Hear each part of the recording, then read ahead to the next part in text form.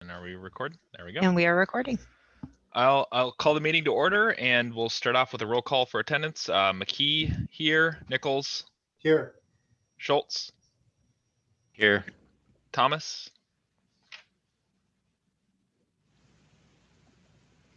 Give him a sec.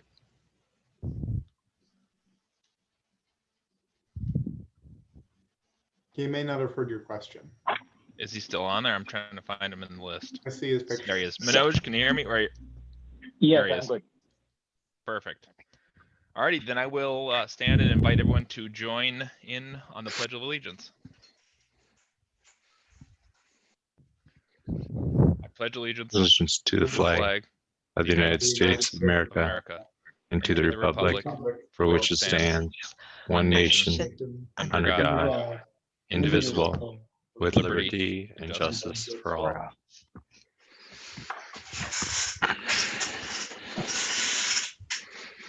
Okay. Agenda approval. Brad, you want to walk us through agenda and any changes from staff? Sure, Mayor and Council, as far as the agenda tonight, and for those joining us, I guess, we do have public comment opportunities. There's one at open forum, and that's for items not on the agenda. And then there's also public comment opportunities at planning business, unfinished business, and new business. As far as the agenda itself, there were a couple claims. Jessica, do you just want to walk briefly what those additional claims were? Sure. Thank you, Brad. Thank you, Mayor and Council. We have 4 additional claims, 5 additional claims. 4 of those are 2020 bring your own device policy stipends for council members for 2020, so we could close up and get ready for the audit here. And then 1 final claim for the remaining portion of the city's furniture that we purchased with the remodel. Sounds good. Is that all from staff, Brad, Jessica? Yes. Perfect. Anything from council? Not at this time. Okay. Then I will entertain a motion to approve the agenda. So moved, Nichols. Second, Any discussion? All right, roll call vote. McKee, aye. Nichols, Aye. Schultz, aye. Thomas. Aye. Commission representatives, today we have Dean Jacobs from the Planning Commission and Sharon Meister from Parks and Trails. Feel free, as always, to speak up if there's anything in your guys' wheelhouse. And yeah, so we will go on to open forum, which is a chance for anyone to speak what items not on tonight's agenda. And I will hand it off to Jessica to explain how to raise your hand and get picked. Wonderful. Thank you, Mayor. If you're interested in speaking with the open forum or any of the public comment periods, you can do so if you're on phone by pressing *9, and it will raise your hand. Otherwise, you can click either on the participants button and raise your hand, or under the reactions button, there is a raise your hand button as well. So if you do any of those, I will recognize you and ask you to state your name and address for the record, and have you speak. At this time, Mayor, no one is currently raising their hand for open forum here. Okay, give it a few more seconds just in case. Not seeing anything either. All right, so we will keep on moving. On to presentations. We have our 3 fire departments here. We'll be starting with Hanover, I believe, and Toby Hines will be providing the update from the Hanover Fire Department. Morning, Mayor and Council. How are you doing? Good. How are you? Great, thank Good, good. Chief 2 here, Hanover. I hope you guys all got the packet. Yeah. Okay.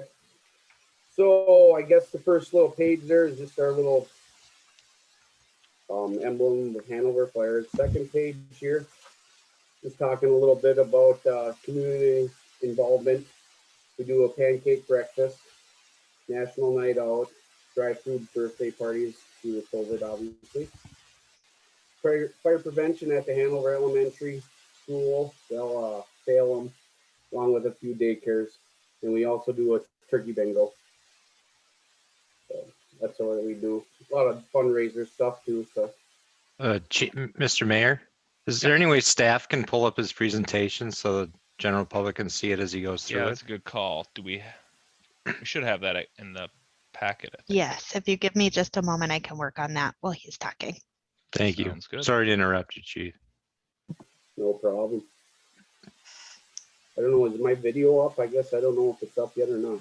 Yes, oh, it just No, it's not. was. I'm gonna Oh, go it ahead just and was? ask you to start it again. Here you go. There we go. Okay. Perfect. So yeah, third page there is just a couple pictures of us at the Hanover Elementary School doing fire prevention. Next page, call volume history for the last few years, starting at 2013, and it goes all the way to 2020. Obviously, you can see the increase. Last year wasn't too bad because of COVID. We didn't do as many medical calls. So we're down 20 calls or so. Any questions on that page? I think I'm good. Anyone else? Obviously, 2018 was the high number of the call run at 232. The following page, call volume by city. That just kind of breaks it down of what we call, got called out to for the city of Corcoran, Greenfield, Hanover, Rockford Township. And we got another tag there for Weather Watch. Wright County pages is out for Weather Watch for storms and mutual aid columns. The Corcoran was sitting at 28 calls for the year in 2020. Greenfield 22. Hanover was at 94. Rockford at 25. And we went out 3 times weather watching, storm watching. We had 12 calls for mutual aid. So 183 total calls for 2020. Next page, just broke it down to days of the week. Sundays were majority of our high calls. I think that's because everybody's out and about and at home, not working. So Thursday's the low call volume of 17. So. Next page, the categories for your guys' fires in Corcoran. 5% or 5 calls for fires, 3 accidents, 8 medicals. We had 1 rescue call, 7 fire alarms, 2 COs and 1 grass fire, and then 5 canceled calls. Total of 32 calls for that year. May I ask a question, Chief? Sure.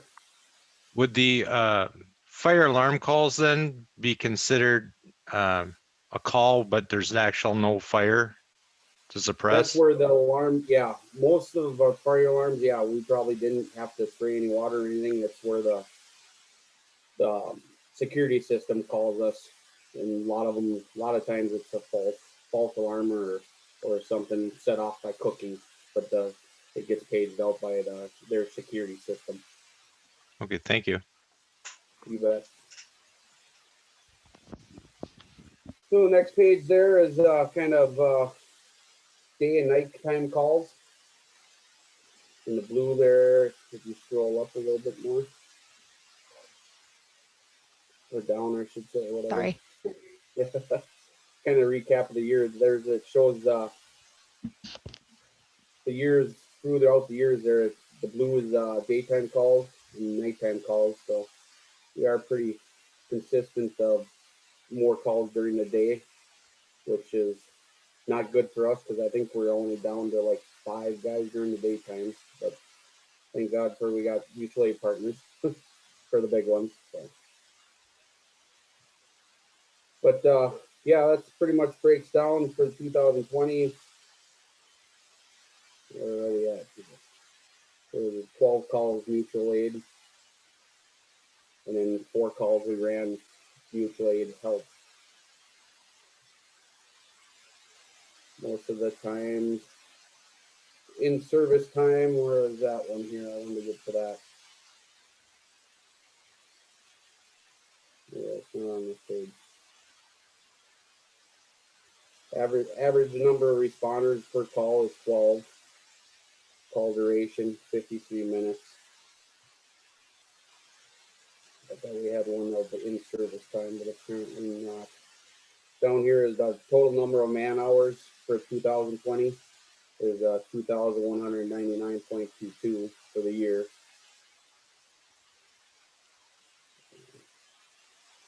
And the final one here, what do they got here? That just kind of breaks it down like that pie chart did for number of runs, what they were, fires or medicals or rescues. So that's kind of like the pie chart that I explained there. There's the time duration. Response time there is average of 10 minutes to be on scene. For Corcoran, Greenfield was the same. Hanover was 8 minutes on scene time. Rockford was 11.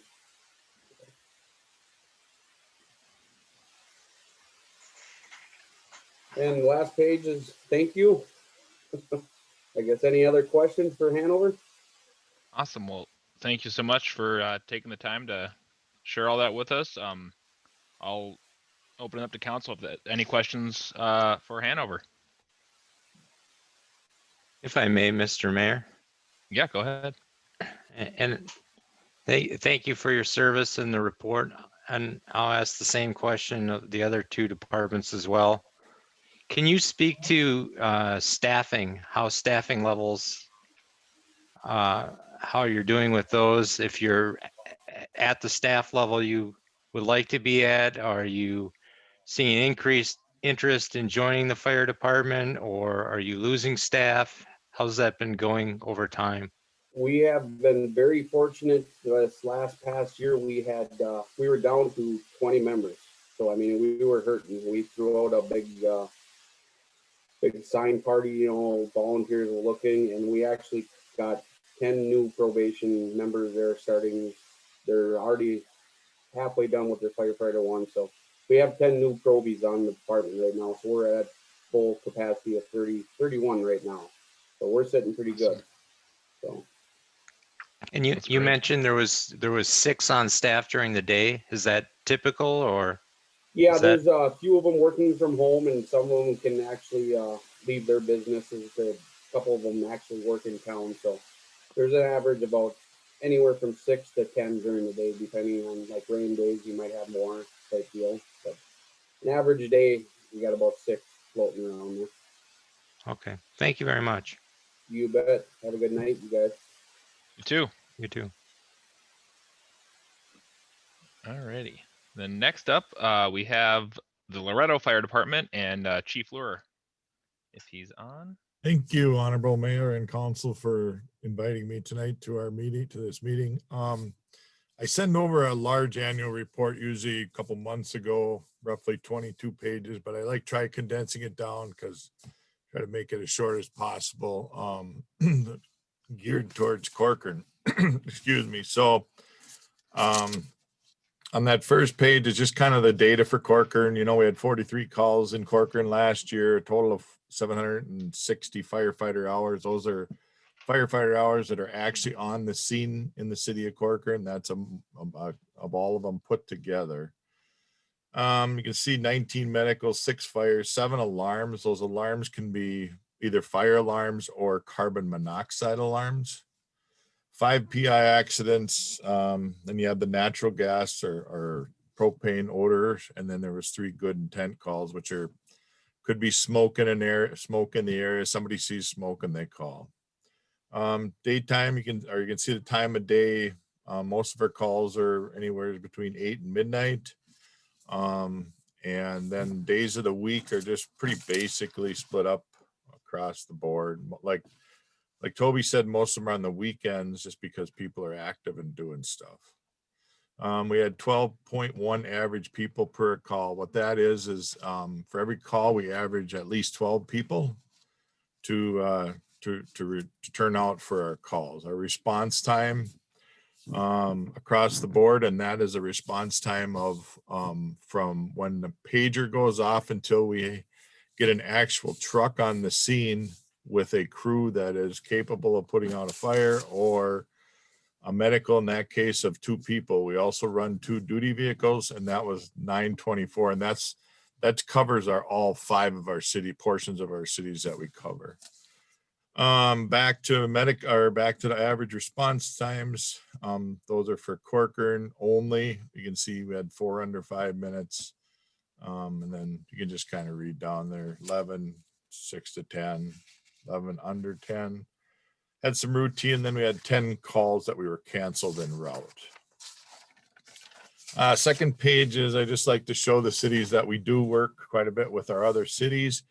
And that is auto aid and on mutual aid. Auto aid is when our fire department is paged out, or we're paged to another department. That's on the initial calls, i.e. most of the time it's a structure fire or a, we do some personal injury accidents. So we had 7 auto aids with our local departments, and then we received 4 of them from other departments. Mutual aid, those are calls that after the call started that we are called out to. You can see last year we gave a lot of mutual aid, 30 calls. We went out to different cities, different fire departments, and provided mutual aid to those cities. We only had 1 that we needed some help with last year. So a mutual aid call where we called people in. So, and then the final page is kind of a recap of all of our stuff across all of 5 cities that we cover. We had about 2,000 hours administrative. We did about 1,700 hours, a little more than that, of training. Public events, those are anywhere from, we do like a holiday train here in Loretto, night to night, and those kinds of things we did last year. Station maintenance, those are when we make sure our trucks are operable. We have the crews check stuff. Total firefighters for all of our calls was 3,000, a little over 3,000 hours. And then total hours with all the calls and everything, that's staff hours and everything, was a little just close to 8,000 hours. We received a grant from the State Fire Marshal's office for a gear washer. We did participate in many birthday drive-bys. I'll talk a minute on that. We were fortunate. The cities of Loretto and Greenfield gave us some of their CARES Act money. So they gave us enough money to purchase 13 sets of turnout gear. And that's a huge amount. I mean, that was around $42,000 between the 2 cities that they helped with the CARES Act. The birthday drive-bys, last year was a difficult year with the COVID. But we were able to continue to respond through, we made every single call on the COVID. We had to change some of our procedures and policies to make sure not only did we keep our firefighters safe, but also to keep the people that we responded to on COVID. It was a challenging year because of COVID, but things are looking up now, and looking forward to 2021 and moving forward and keep going forward. So does anybody have any questions? Mr. Mayor. Yeah, go ahead. Chief, may I ask the same questions I asked Hanover? How are you doing with staffing, and how has staffing changed over the last year? Have you seen an increase in participation or decrease in your numbers? So we are fully staffed. We have 35 members. We have 3 on our waiting list right now. We have done really well. I knock on wood. Our staffing is full. We've had people come forward. We've been running about full. I would say pretty much 3/4 of last year or more, almost all of last year we've been full. So been pretty fortunate, and we got a great group of people. Day calls, we usually run around 10 to 12. We're able to get on a turnout. Us three, I'm a public works director in Loretto. And then there's 2 other people that are 2 other public works people. They're all on the fire department. So that's 3. And then we usually get another 7 to 8 more people showing up for day calls. And I don't remember, did you have one more question? No, I think that was basically it. Thank you. Anything else for the chief? Mr. Mayor? Yeah. Just to build on Alan's question, Chief Lure, do you feel like the pandemic created more engagement that allowed you to fully staff? What was it like before 2020? Were you struggling to have enough people? We actually were not. We've been running around that 30. Well, we've been running around 30 for probably the last 3 or 4 years. Added 5 in the first part of last year, so we can max out at 35. But no, we've been pretty fortunate having people on the department. That's excellent. Glad to hear Yeah. it. That's awesome. Perfect. Well, thank you so much for your time and sharing all this with us. We really appreciate it. Sure, and thank you for the opportunity of serving the city. We're glad to have you. Absolutely. Thank you. Alrighty, and last we have the Rogers Fire Department and Chief Feist.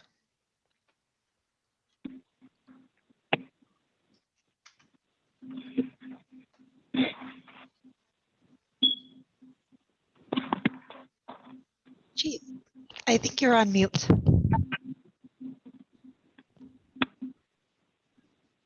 All right, I'm going to start over. Evening, Mayor and Council. Just going to go through my 2020 annual report for you. And if you have any questions, don't hesitate just to ask them right when you need to ask the questions. Basically, the Rogers Fire Department, we consist of 3 full-time staff. We also we're allowed to have 41 members under our paid-on-call model. Currently, we're at 37. And so we have the chief, which is myself. I have my deputy fire marshal, Chris, and then I have my administrative assistant / firefighter, Shannon, that also responds to calls. And then I have a paid-on-call duty officer that runs nights and weekends off my officer staff in a Suburban to get to the scene and give a scene size up. So Rogers Fire, we cover, of course, the city of Rogers. We cover Corcoran. We cover Otsego, and I call it my 4th city, I-94. I-94 keeps us really busy with accidents and rollovers and spills and all those good things that keep us busy on I-94. So in 2020, we ended the year with 569 fire and EMS calls, which was up about 10% from 2019. And as it was stated with the other fire chiefs, our challenges were really coming from, COVID, making sure our firefighters are safe. We deconned every truck every time we came back from a call. We had special reports that if we touched a patient had to be completed. So it was a kind of a strange year for us, and but my guys did a very, very good job.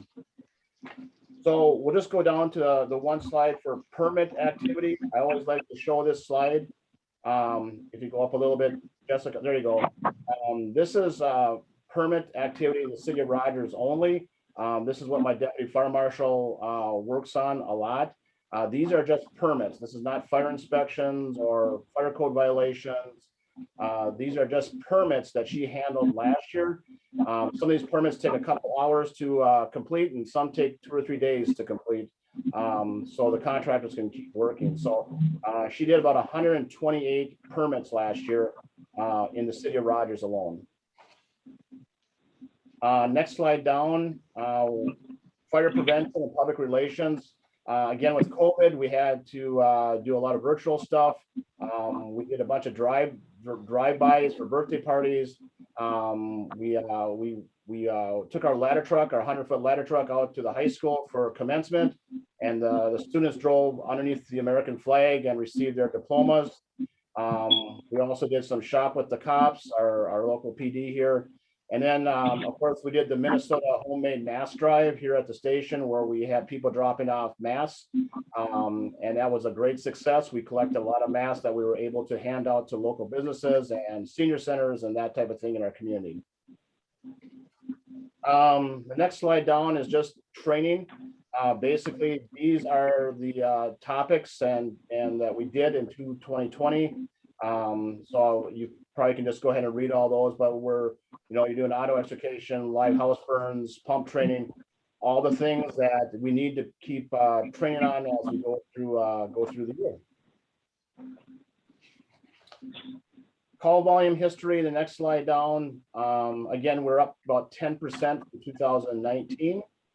We went from 518 to 569. Right now, first quarter of 2021, we're on a pace to get, if we keep the same pace we're going, we're going to be about 625, 635 for 2021. Next slide, just calls by day. So this call Thursday, which was kind of different. Usually it's Saturdays, and but this call Thursday was the day that was the most calls, with 102 calls for service.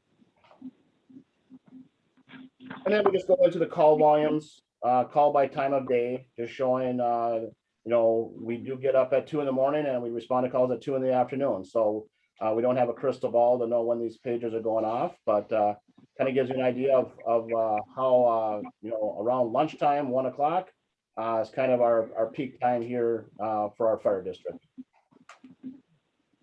And then we go into overall calls of the 569 calls for service. That just gives you a breakdown of all the calls. The one thing that we are starting to see as Rogers has grown and built a lot of homes and buildings is our false alarms and our fire alarm calls are starting to increase a lot.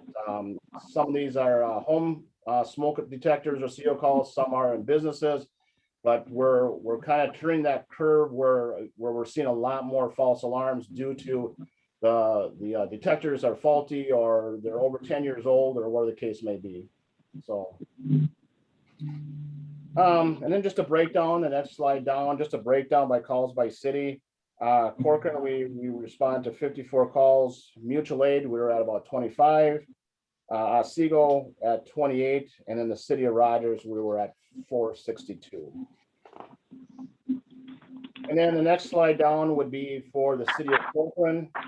Again, 54 calls, and so we had fires and EMS calls, service calls, good intent calls, false alarms. Again, we're seeing an uptick in that.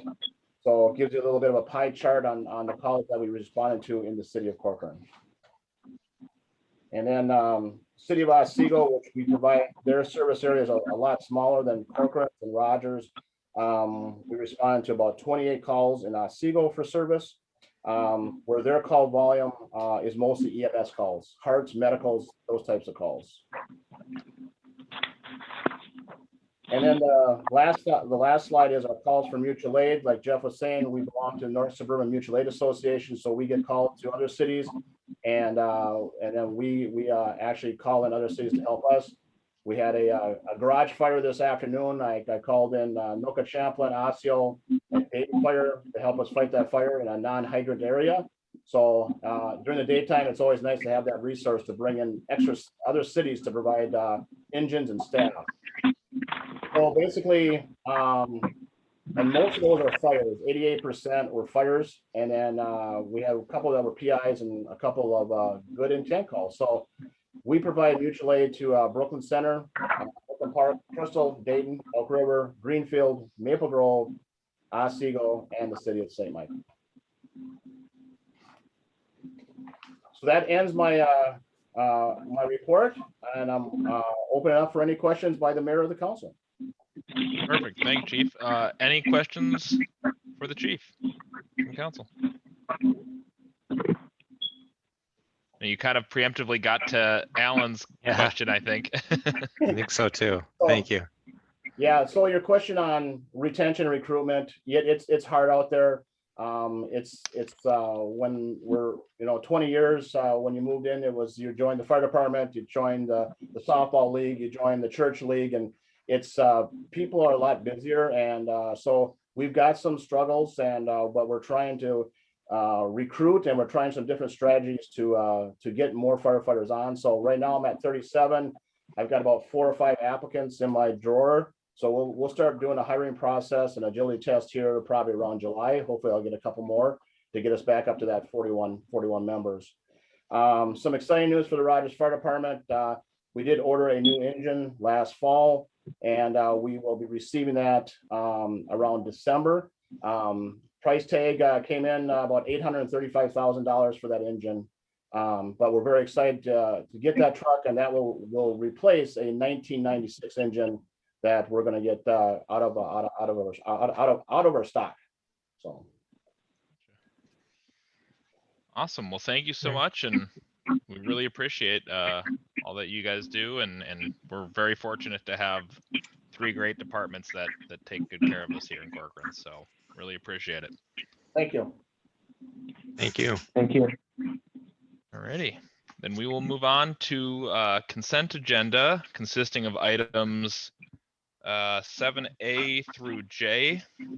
Does anyone have anything they'd like to pull? Mr. Mayor, I'd like to pull item H, please. H, okay. Anything else?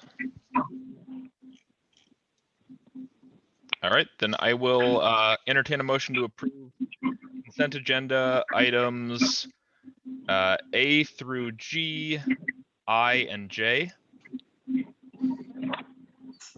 So moved. Second, Thomas. All right, any discussion? And we'll move on to a roll call vote. McKee, aye. Nichols, Aye. Schultz, Aye. Thomas. Aye. Okay, then 7H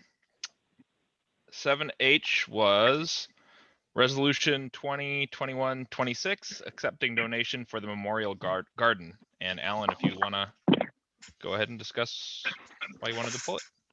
Excuse me. I just wanted to pull it out and give special thanks to anybody that makes a donation to the city in this manner. So special thank you to Hazel Lutz and Tom Anderson for their donation to the Memorial Garden. We really appreciate that. Definitely. Yeah, absolutely. Yeah, well said. we certainly do appreciate it. Mr. Thanks Mayor, for specifically calling it out. Yeah, may I ask a question? go ahead. Do we know how this will be used at this point, or is that yet to be decided? Mr. Brad? Mayor, I can take that one if you like. So Sure. really the Parks and Trails Commission has purview over the Memorial Garden Fund. So it's typically, specific items they want to accomplish throughout the year. But Tom's a member of the Parks and Trails Commission, so whether he has recommendations or not, but typically that's through the Parks and Trails Commission. Gotcha. Very good. Thank you. Make a motion to approve item 7H. Perfect. All sec. Take your pick. Okay. Any further discussion? Roll call vote. McKee, aye. Nichols. Aye. Schultz. Aye. Thomas. Aye. Alrighty, then we'll chugging along at a pretty good pace here. Planning business.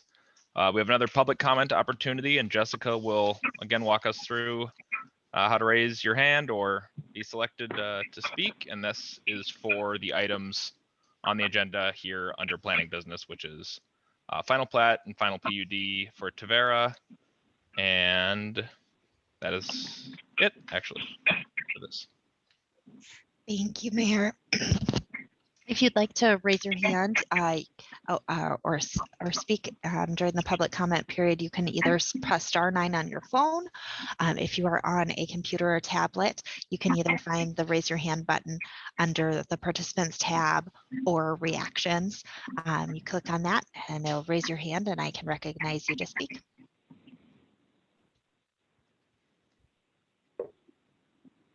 Mayor, at this time, no one's raising their hand. Okay, we'll give it another couple seconds before we move on. Nope, looks like we're good. Okay, then we will go on to 8A, final plat and final planned unit development plan for Tavera. And Kendra, it's all yours. Thank you, Mr. Mayor, Council. Oops, my video seems to be giving me fits. So Jessica's gonna get the slide going. I just want to go through a couple slides as a reminder. This is the final plat and final PUD plan for the first edition of Tavera. Next slide. The Planning Commission reviewed the item at their March 4th meeting and voted 4-0 to recommend approval. The applicant requested on March 25th that the item be tabled to April 8th tonight. Next slide. On June 25th, 2020, the council approved the comprehensive plan amendment, rezoning, preliminary plat, and preliminary PUD development plan for what will be a 549 unit project to be built out over 8 phases with a mix of residential housing types, single family homes, villas, twin homes, and townhomes. And then in January of this year, the applicant went directly to Hennepin County, as they're allowed to do, and approved a lot division for the Wessel property. The Wessel had 2 80-acre parcels, and they split the southern 80 acres into 2 portions. The northern portion of that split is proposed for the phase 1 plat. Next slide. This is the master plan for the development, and you can see County Road 116 on the right-hand side, on the east side of the project, and Hackamore is the south side of the project. A new horseshoe trail extension will come in to serve the project with phase 1 of the development. Next slide. These are the 2 Wessel properties, Wessel being the former landowner.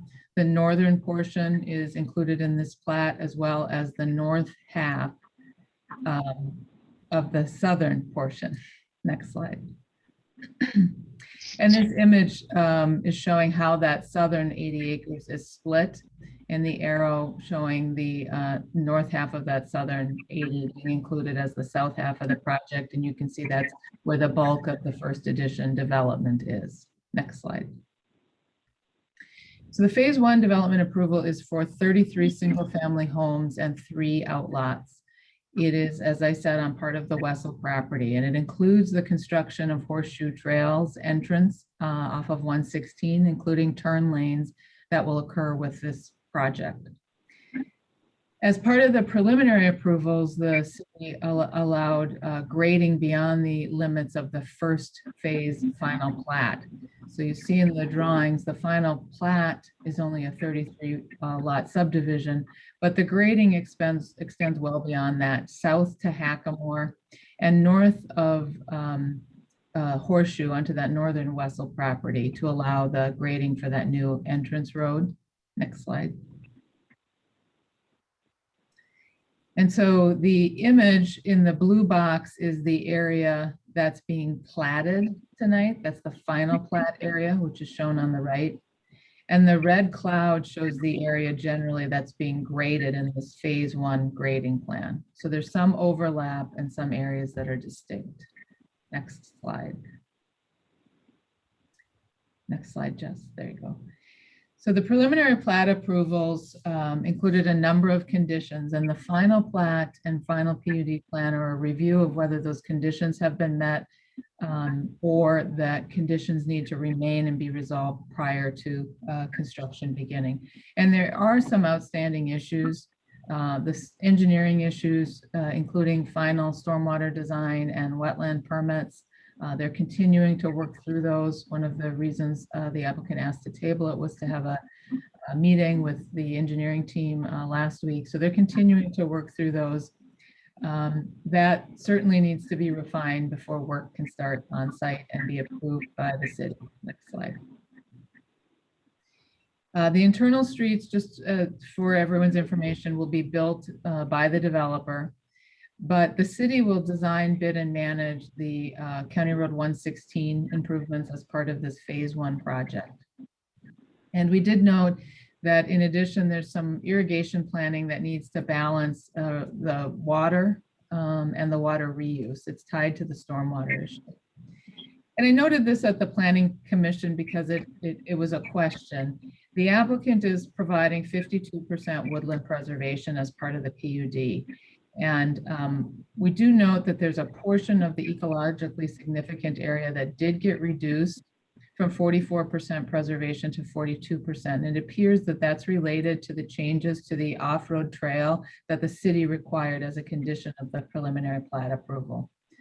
But generally the number in total remains at 52%. Next slide.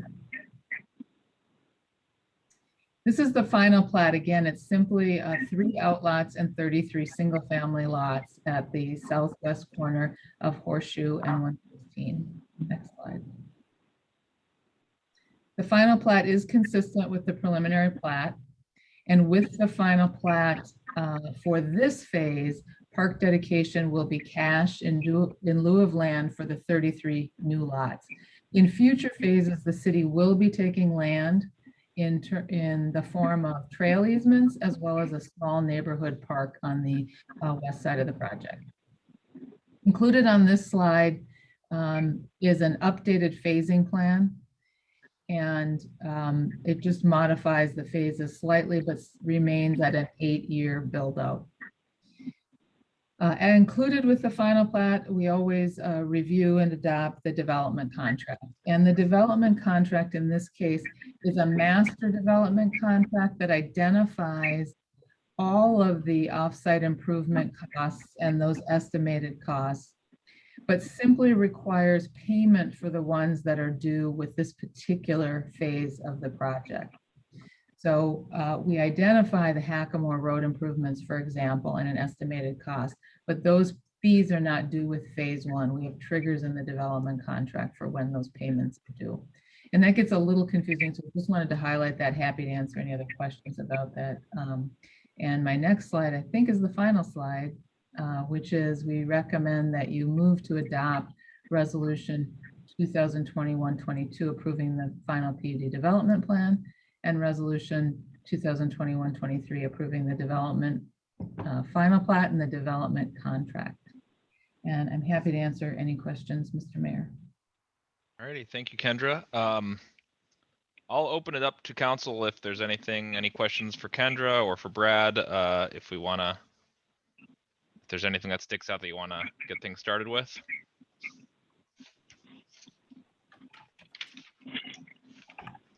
Otherwise, I am more than happy to jump in. Nothing? Go ahead, Tom. All right. I guess the big thing that I noticed was the discussion about the grading outside of the phase, this phase 1 area, and the, was it 40,000 cubic yard stockpile that was being discussed.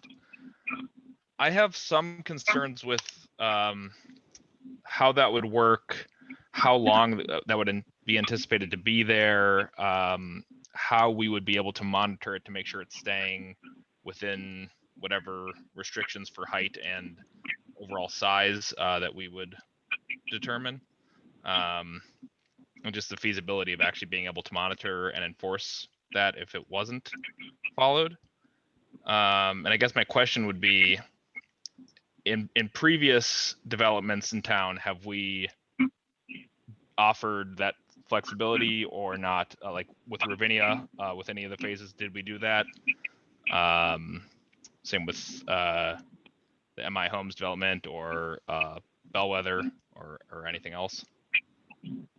Yes, Mr. Mayor, I am going to say that I know for certain that we did it with Bellwether, but I'm going to defer to Public Works Director Mattson, who's more familiar with the construction projects. Sure, thank you, Mayor and Council. Depending on the development and the kind of what makes sense for what they're doing, we have kind of allowed reasonable kind of grading beyond the individual plats for Ravinia and Bellwether.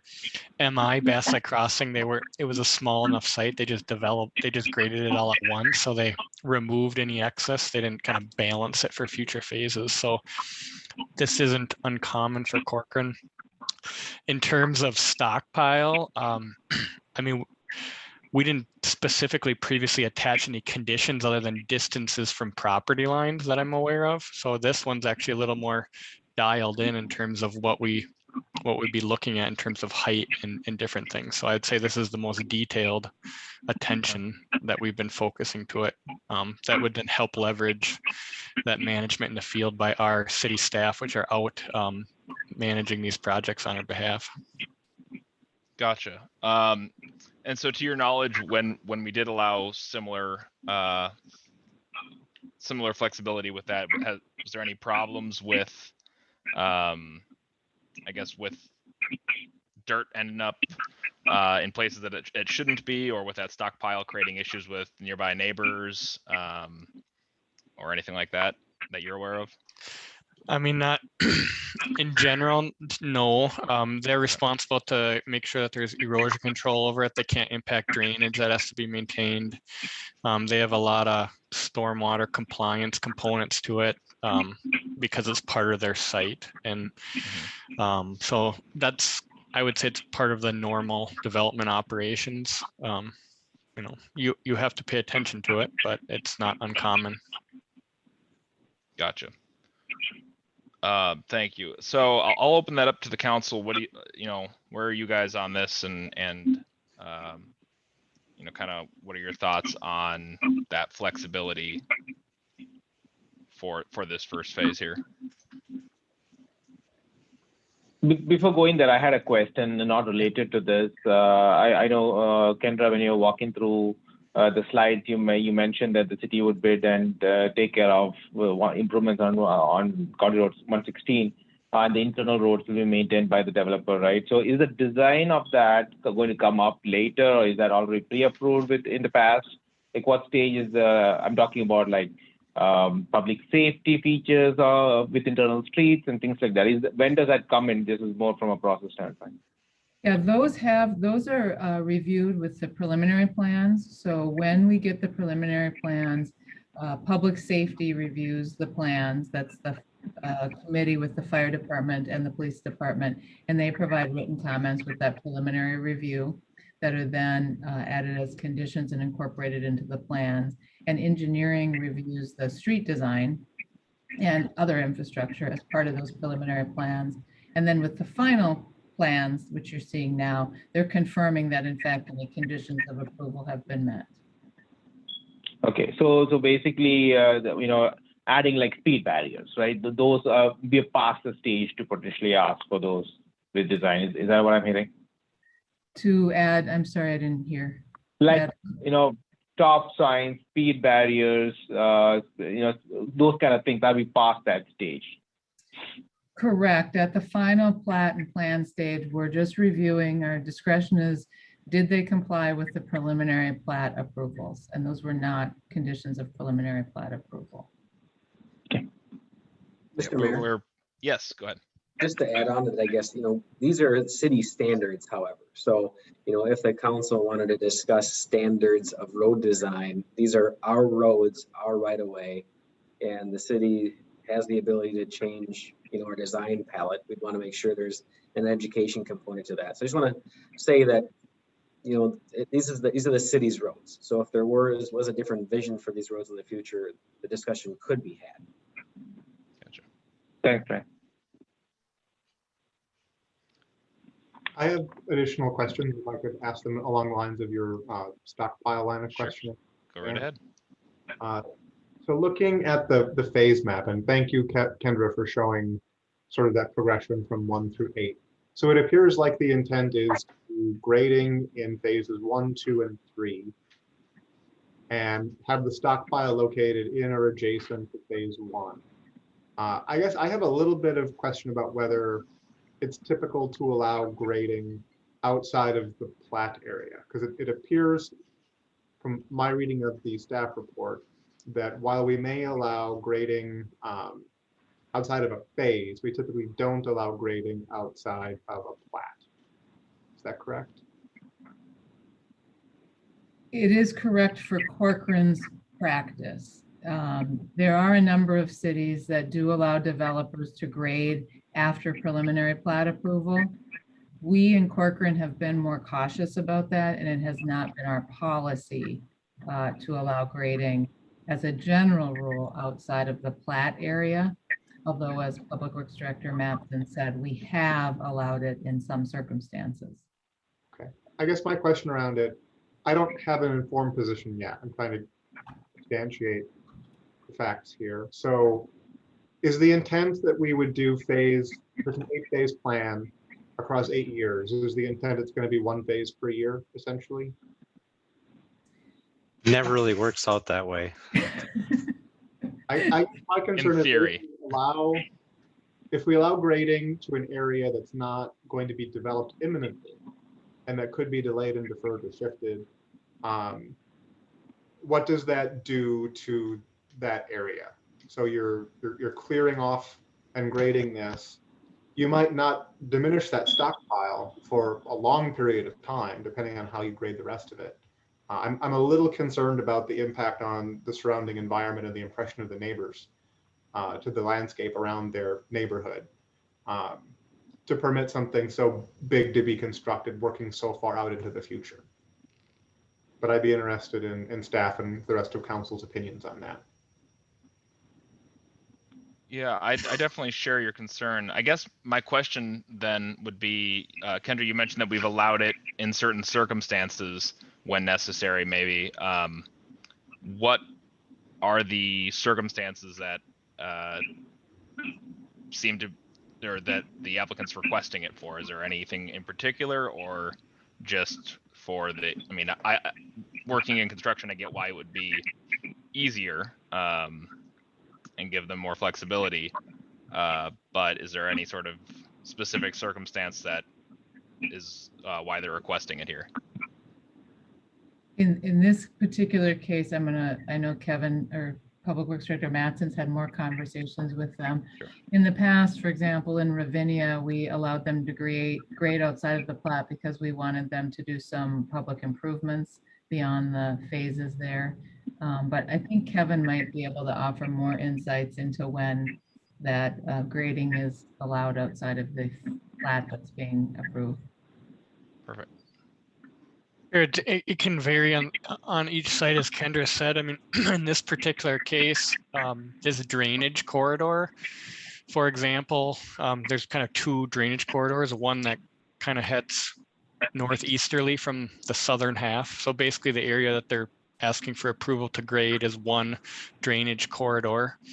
And then the rest of the site's a different drainage corridor. So just in terms of review, managing stormwater, once you start development, it kind of cascades to make sure your design all works and is efficient. So if we restrict them to just a really small area, that might not match up with the overall development stormwater plan. So sometimes you have to expand that out up the treatment train, so to speak. So we wouldn't want to allow just, a 33 lot development to be built partially. Sometimes we have to extend that out for stormwater purposes so that we do make sure that we're not impacting neighboring properties from that extent. So in this example, that's probably one of the primary reasons that we support it at staff level. Sometimes site terrain and just economies of scale for land, landowner rights, as long as it's reasonable. Another thing to note is that where they're proposing to build this is actually quite a bit lower than the existing Hunter neighborhood. So although it seems like 20 feet is high, and it is, anytime you build a development like this next to an existing neighborhood, it's certainly an impact from just normal day-to-day operations. But I mean, it's going to kind of be, it's still going to be a change that they'll see looking out their window, but it's going to be kind of built in, to the side of the slope to some extent. And so there's a lot of variables to that. Ultimately, it's your decision, but staff views this as reasonable. We would not support the entire mass grading of the entire site, and we do not support, early grading until everything's signed off and all the permits are in, even at their own risk. So, and that's different than other communities like Kendra mentioned. So if I understand correctly, then what I heard there, Kevin, is in order to ensure that you get good drainage across the entire site, you might need to grade more than you are platting to make sure you don't end up with water issues. Correct. Yep. Thank you. Sure.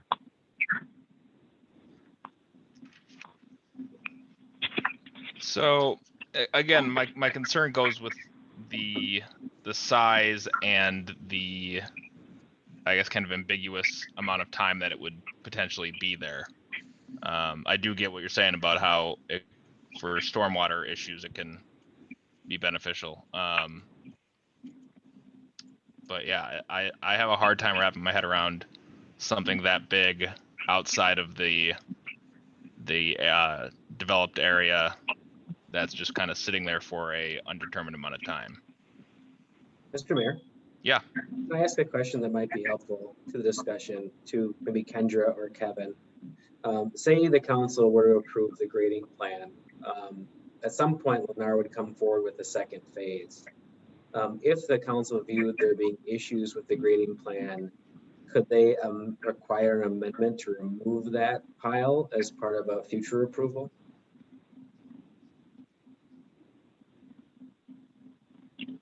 Well, I would say theoretically, yes. I think we would have to evaluate the status of the grading again to respond to ensure that we don't create more of a problem. But absolutely, if they are not in compliance with the approved plans from phase one,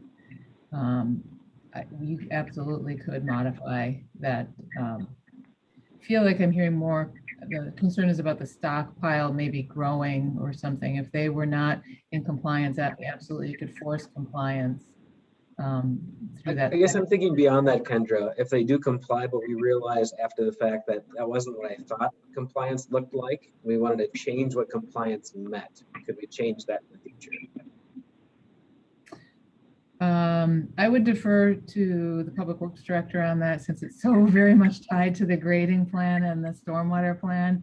I don't mean to pass the buck to you, Kevin, but I don't know enough about the grading plan to answer that. I mean, I feel like if they're in compliance, it makes it harder. I don't know if I'm answering your question completely, but if they're doing what they said, it makes it a little harder, in my opinion, to tell them to change. I mean, we could always ask them, and maybe they would say, okay, we can move it somewhere else and knock it down. Can we modify the area a little to the north or something? And I feel like there's probably some conversations that hopefully we could have to adjust that reasonably. I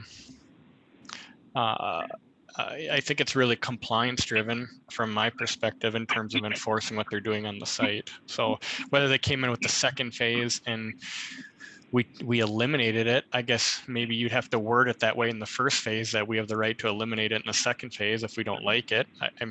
I guess I'd kind of turn that back over to Kendra, but I feel like we'd have to kind of outline what might happen so we can follow that path, if that makes sense. Do we have a map of where this is going? Did I miss that in the staff report where the proposed stockpile was to be? We do have it. It is to be fair, it's a little bit difficult to see. I think, was there an earlier slide? Now I can't remember, of just this image, or is this it just Alan, that? I think it might have been in the packet materials from the previous meeting that didn't get copied in this week's in the physical packet in those drawings. Yeah, for this week's packet, it's page 157. Oh, I stand corrected. 157 in the electronic packet.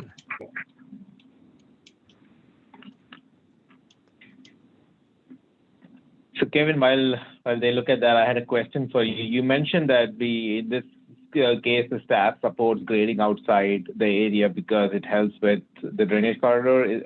Are they only doing it for that, or is the extent of grading outside the designated area much larger than what we would need for the stormwater management? I mean, I think there's several combinations of that. And I don't want to speak for why they're proposing it. I mean, from when we evaluated, does it make sense? Is it reasonable? Is it in line? Is it out of line? We looked at it through the lens of stormwater management. There's a lot of stuff that they have to adjust going up that corridor. So that's critical to us on any grading evaluation. So that's kind of how we look at it. Is it reasonable? Is it aggressive? And we felt like, it met those due to, the terrain, the wetlands, just efficiencies in moving dirt and getting a good product. So that's from a staff perspective. They might have to answer any other, advantages of why they're pursuing it or reasons, but that's how we looked at it from staff. Fair enough. I guess I'm looking at it like if I have to approve that outside that area, I'm like, why do I have to approve it? If it's to make life easier for the builder, it's not justifiable cost enough for me. But if it is something staff sees as required for, either stormwater or, the corridor, drainage corridor, stuff like that, right? So if staff needs it, that's different versus the builder likes to have it, right? So that's where I think my question was leading to. I'm not a supporter of the stockpile, but when I was on the fence with the grading to find out, why are we even considering approving it if it is not required or essential for us? Yeah, I think the stockpile is a separate kind of component to the the extended grading, So the stockpile is, that's just an ask, and we look at it from the lens of reasonableness. Is that going to work, and try to make sure it's somewhat reasonable, right? And differing opinions can add input to that. But I think they're two different topics, in my opinion. That's an ask of a stockpile, and we're looking at, does it make sense? How are we constraining it? What are the concerns? And then there's the kind of the larger extended grading. I think the larger extended grading is certainly more critical than the stockpile from a city perspective. Yeah, I mean, personally, they stockpiled land in Ravinia too when they did balancing of grading. They moved dirt from one phase that was being developed to a phase that would be developed in the future, just so they don't have to take fill off site for storage and then bring it back on site when they develop that phase. I don't really see it. And to be honest with you, those piles could have been 20 feet taller or taller. I couldn't tell you, but to me, a 20-foot tall pile, you're talking like a 2-story house equivalent, really, in an area that's out a ways from an existing neighborhood. I don't know if they're planning on. I don't see the tree plan in that area to know are they planning on reducing the amount of vegetation around that pile, or are they planning on leaving that until future phases when they do the development? But personally, I don't really see an issue with it. I don't expect it to be there long. And to someone's asked, if memory recalls, Ravinia was like a 8 or 9 phase development when they first came in, and it turned into like a 15 phase development in the end. So I wouldn't put any stock in phasing or timing of phasing because phases change constantly. We saw that with Ravinia. Right.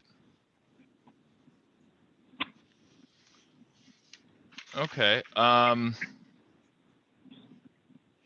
Yeah, I think, Kevin, your point about it being kind of two separate issues is important. I would certainly be more okay with, the extended grading issues that the staff sees as kind of beneficial or necessary. And the stockpile itself, I'm still a little stuck on. We talked a little bit about maybe finding a way to word it where it could be addressed in the future if it was a problem.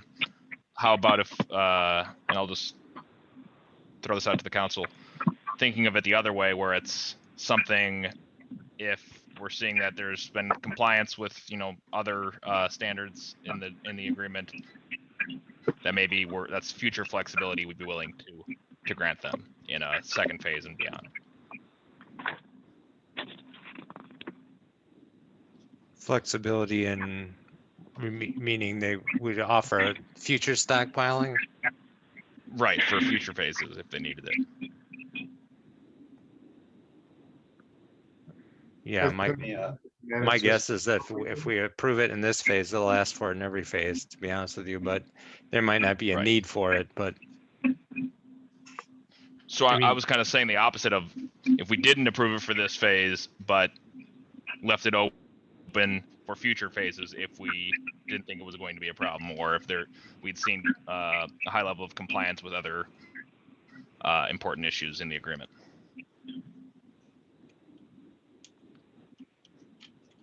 personally, I don't have an issue with it, and I don't see that it would be an issue just for the fact that it sits out and away from the development. You know, it sits up in that quadrant north of phase one, but it sits basically, look to me, it sits outside of what the park area would be. So I think it would probably be far enough away from any existing homes that people in most of those communities wouldn't even know it's there. So I'm looking at page 157 in the packet. And you can see there's a cul-de-sac in the existing neighborhood. And there are, looks like 2 lots off the cul-de-sac that sort of face toward where the stockpile would be. And it looks like it's about 1 lot separated from those 2. So I know those are like 1 acre lots, I believe. But it seems like it might actually be a little bit close to the existing neighbors. I kind of want to understand what the screening would look like for them. I think it's reasonable to allow something for a period of time, but I would not want to see this drag out for a decade and have those folks stuck with a mountain of dirt that close to their property. So I'm wondering if we could put either a overall ability to deal with this in a future phase, or put some kind of a time limit where it can be established, so it doesn't become a long-term problem for the existing residents. Excuse me, Mr. Mayor, members of the council. Yeah.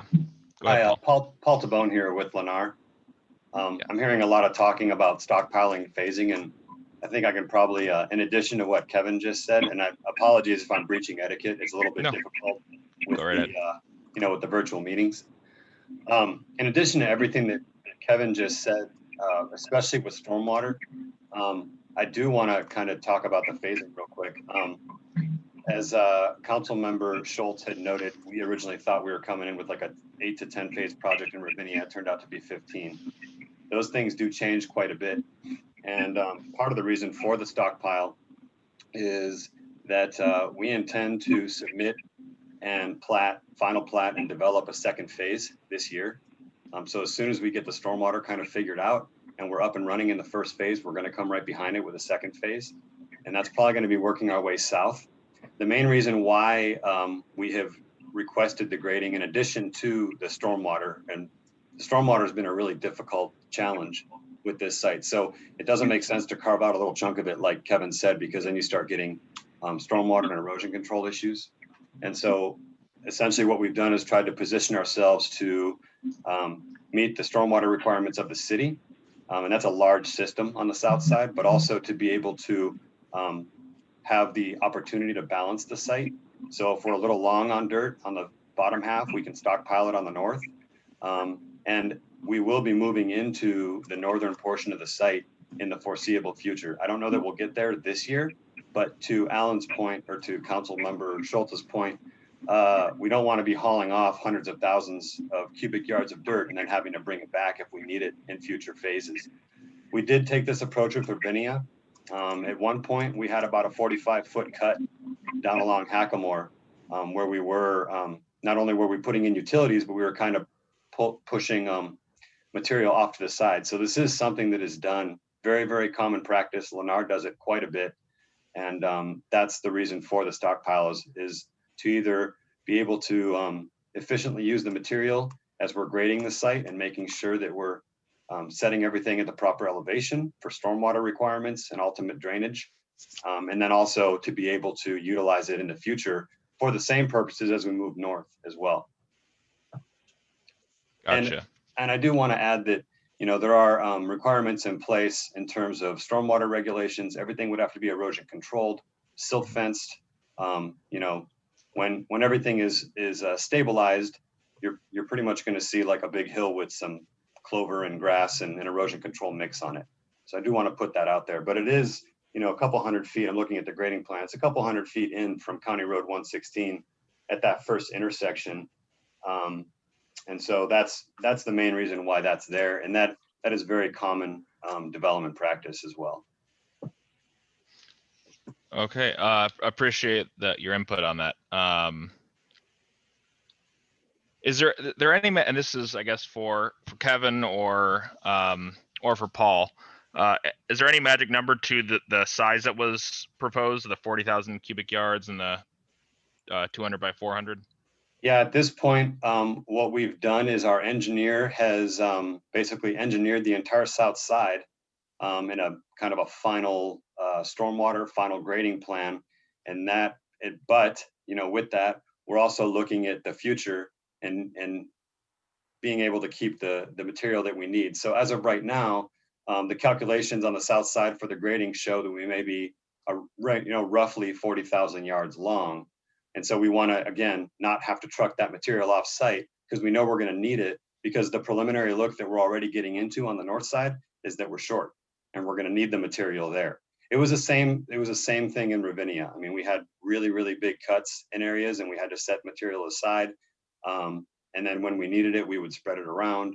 And so it's kind of a big cut and borrow type exercise. And the other thing I want to note is, you can run your numbers and our engineers can put the grading together and use their shrink swell coefficients and everything else that they use to try to guesstimate earthwork. But to a degree, you kind of never know what you're going to find until you get out there. We had situations in Ravinia where we found spoil piles. And so you can't just fill that in because the material is bad. You can't build homes on top of it because they'll sink or you'll have settlement issues.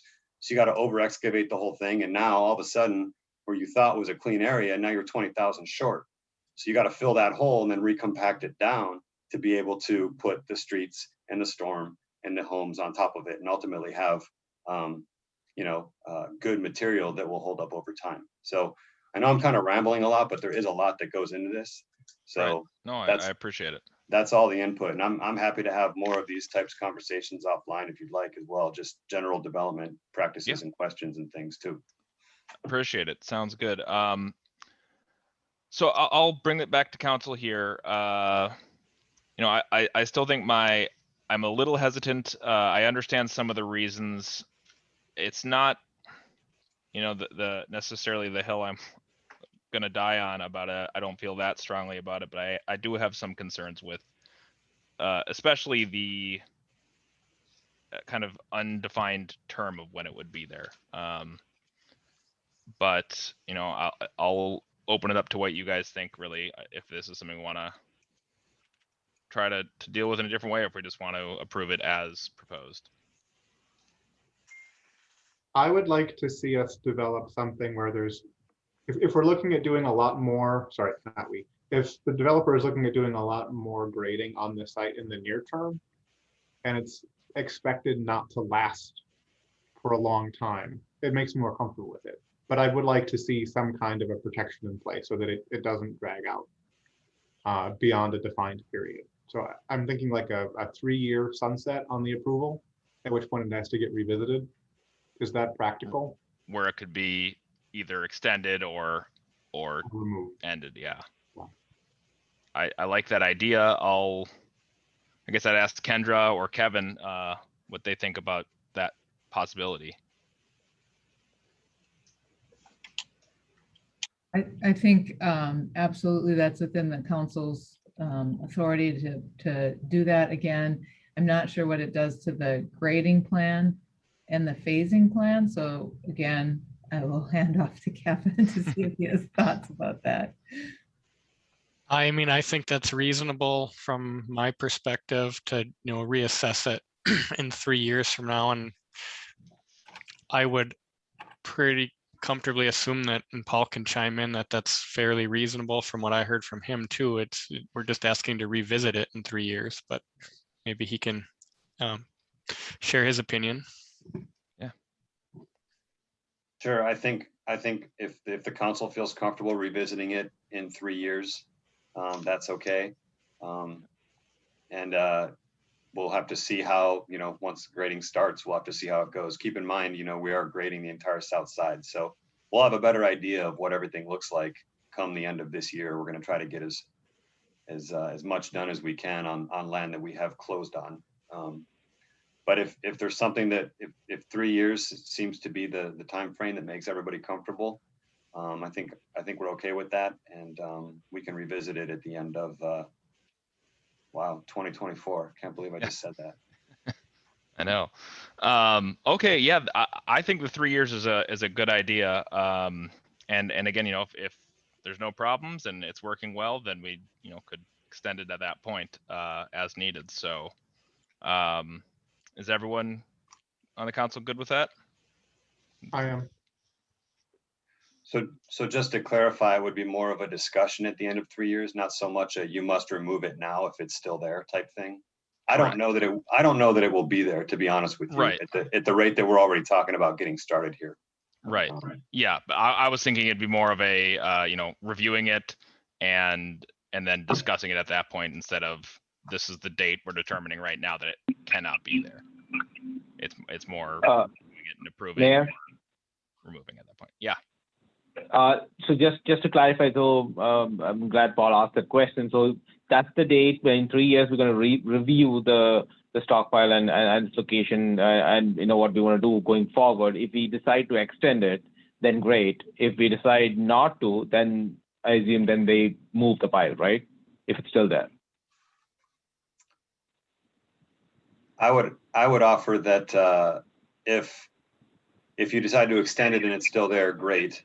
But I think at that point, if it is still there, we would need to determine what's going to be done about it to spread it out. Not necessarily, I guess when you say move it, Councilor Thomas, I assume hauling it off site.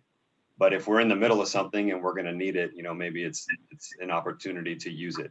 And like I said, the north side is just as formidable as the south side and hasn't been final designed quite yet. I mean, we're close, but that's why there's so much emphasis on the south side right now. So it's never a good idea to eliminate material that ultimately there's a good chance you might need in the long term. So. Right, Paul. I think you made a valid point there, right? So it's just that I wanted to understand what were we achieving with the 3 year, right? So if we say 3 years and we come back and we don't like it there anymore, I presume at that time you'd be saying the same thing, right? Like we would need it elsewhere. And so are we delaying a decision till 3 years, or I'm just trying to figure out what we're trying to do here. Putting a 3 year limit on it, either we approve it or we don't, is where I am at. And to your point, if we approve it and it's still there 3 years, and you would have other considerations for you not to for you to still have it there, right? So I'm in favor of either going for a clean approval or not versus a time limit. I just the way I look at it. So I feel like it's just going to be another long city council meeting for us to land where we are landing here today, saying, okay, let's extend it for another 2 years. If we're going to keep doing that for 8 years, then why not approve it for the whole duration? So. Well, the thing I like about the 3 years is it gives us a chance if we're seeing issues with, complying with the size or just with how it's functioning, or with it being in that specific location that isn't working out, then it gives us a chance to adjust that at that point, as opposed to if we approve it now forever, then we have no real say in the future if it is a problem. Hopefully it's not a problem, and maybe it's not even there in 3 years. So let me ask you a different question, I think, because Ravinia was mentioned a couple of times. And I don't know if these are apples to apples. Maybe that's where, somebody with a little bit more context can help me. Is that I remember a couple of complaints that we listened from Hoagland, from Greg on his property on how they had dirt and stuff washed by rain onto his property. I heard the stockpile is going to be pretty close to the cul-de-sac of existing neighborhoods. I just want to make sure that this doesn't create problems having this dirt piled up and subject to elements closer to neighborhoods.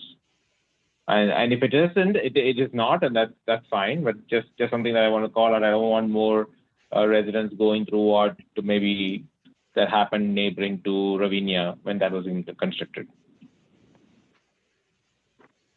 Mr. Mayor, that might be a direct question for Kevin. He can maybe expand what he talked about earlier with engineering of the storage.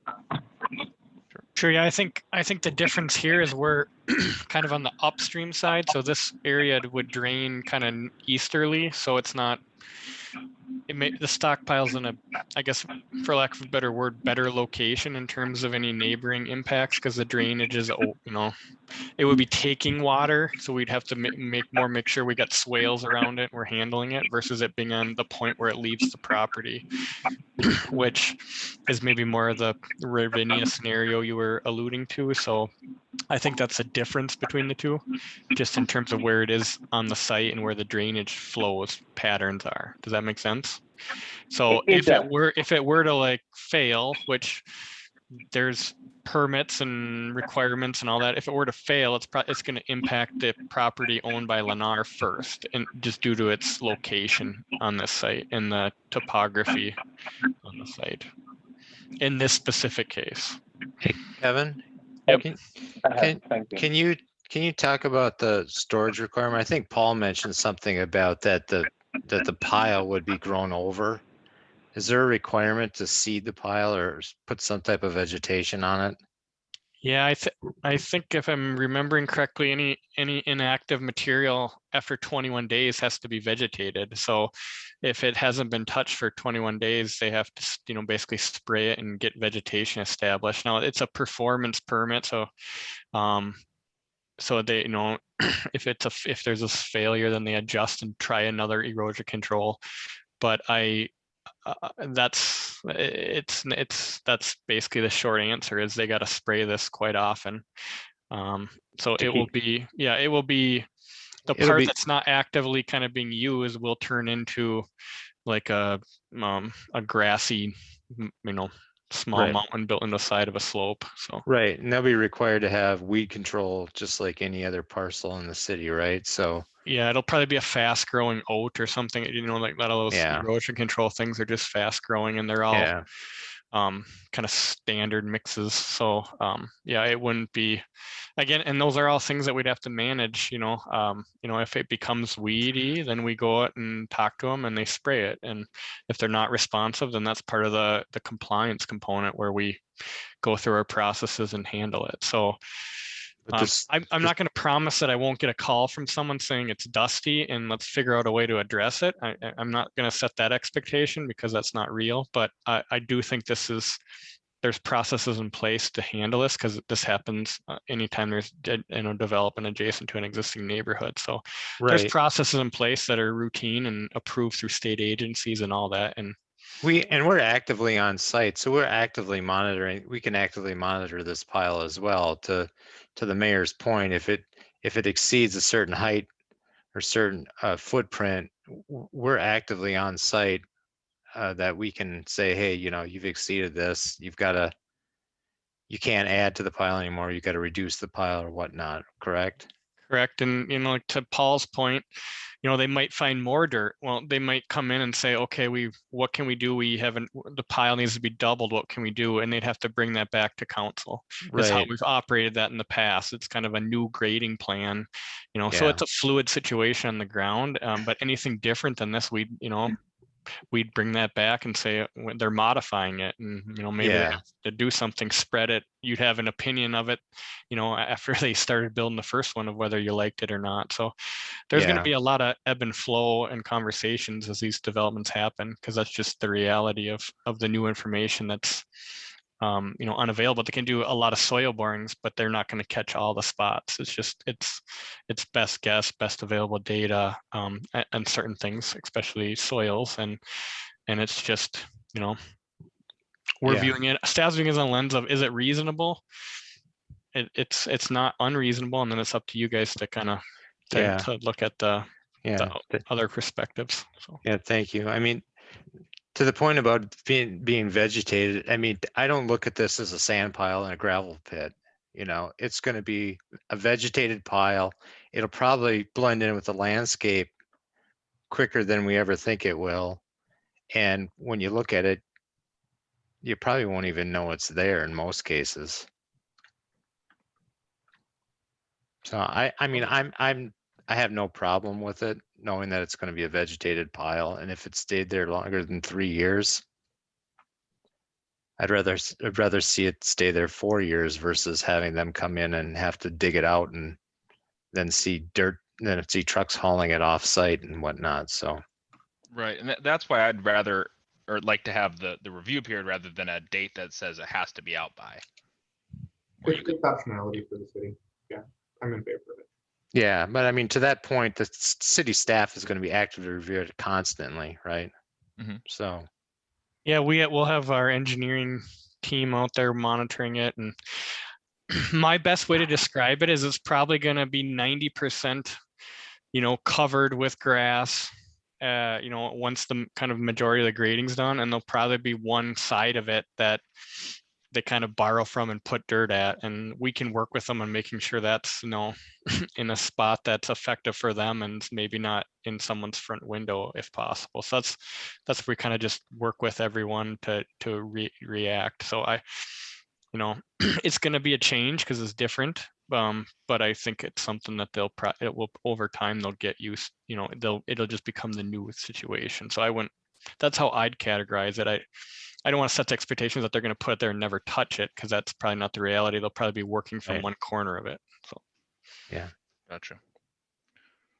Okay, well then, I'm just going to propose that we do allow it with everything that's been discussed in terms of the monitoring and reviewing, and putting in there that 3-year period to reassess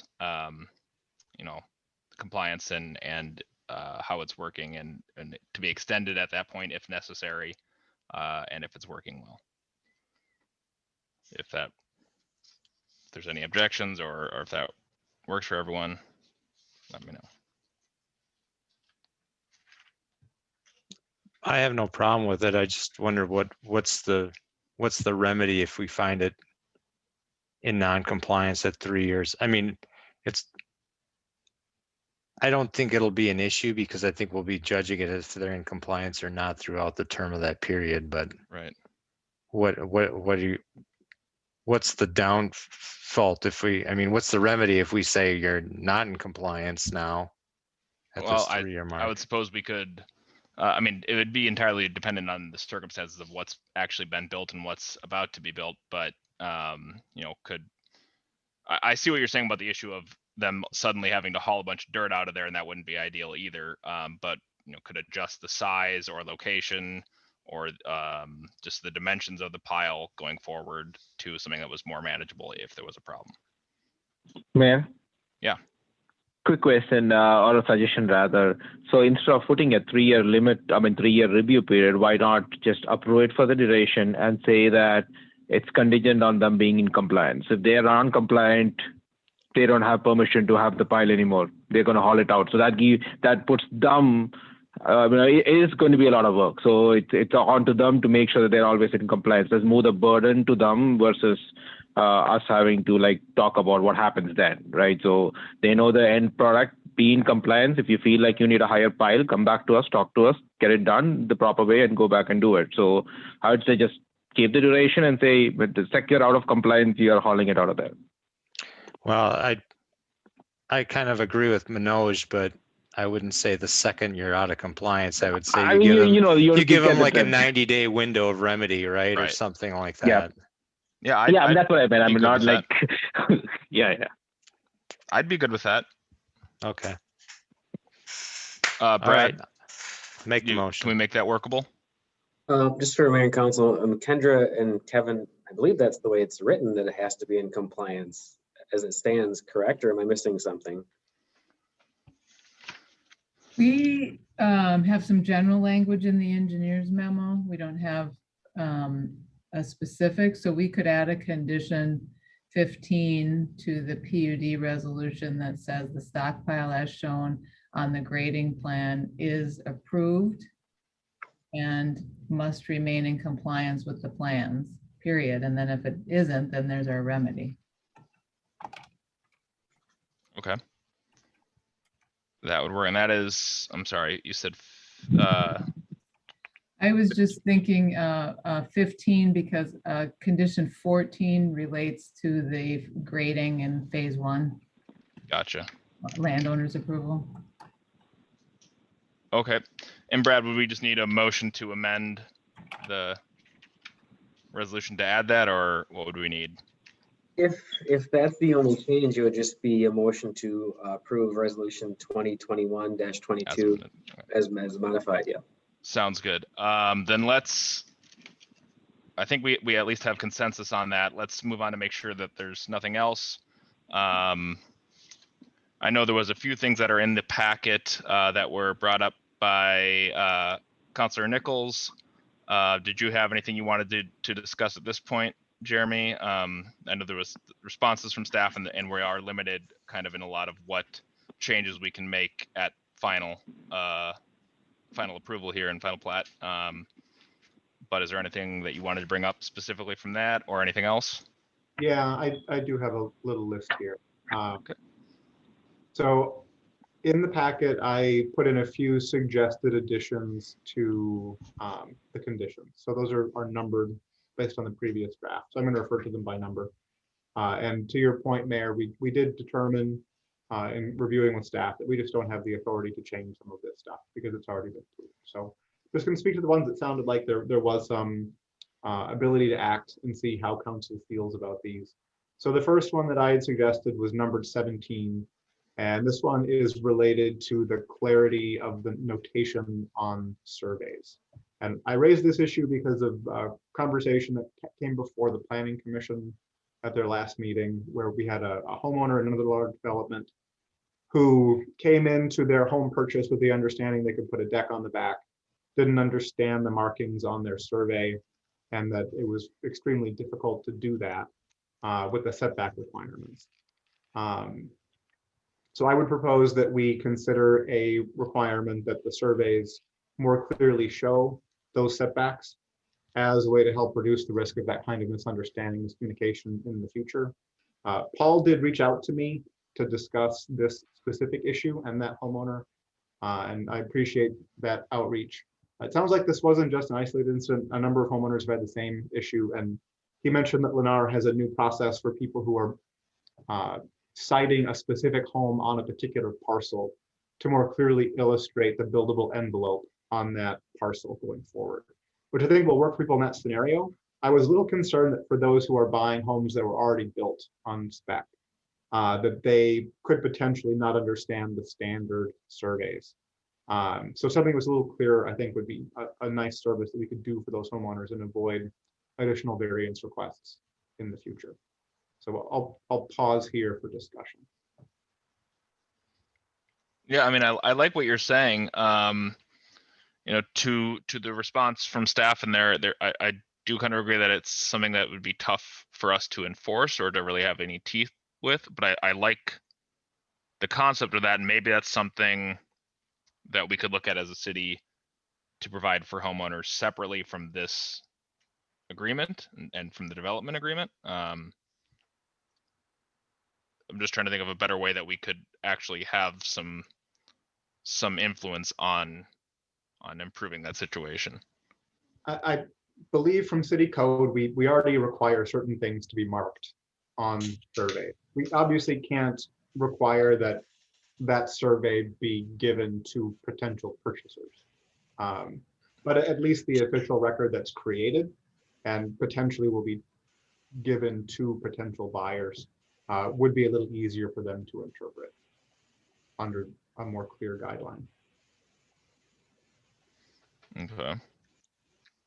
I guess my question to staff would be what's required from the city survey standpoint now just for a final plot. And my guess is that survey is probably greatly different than what a survey that goes with a property title is. Kendra, can you speak to that?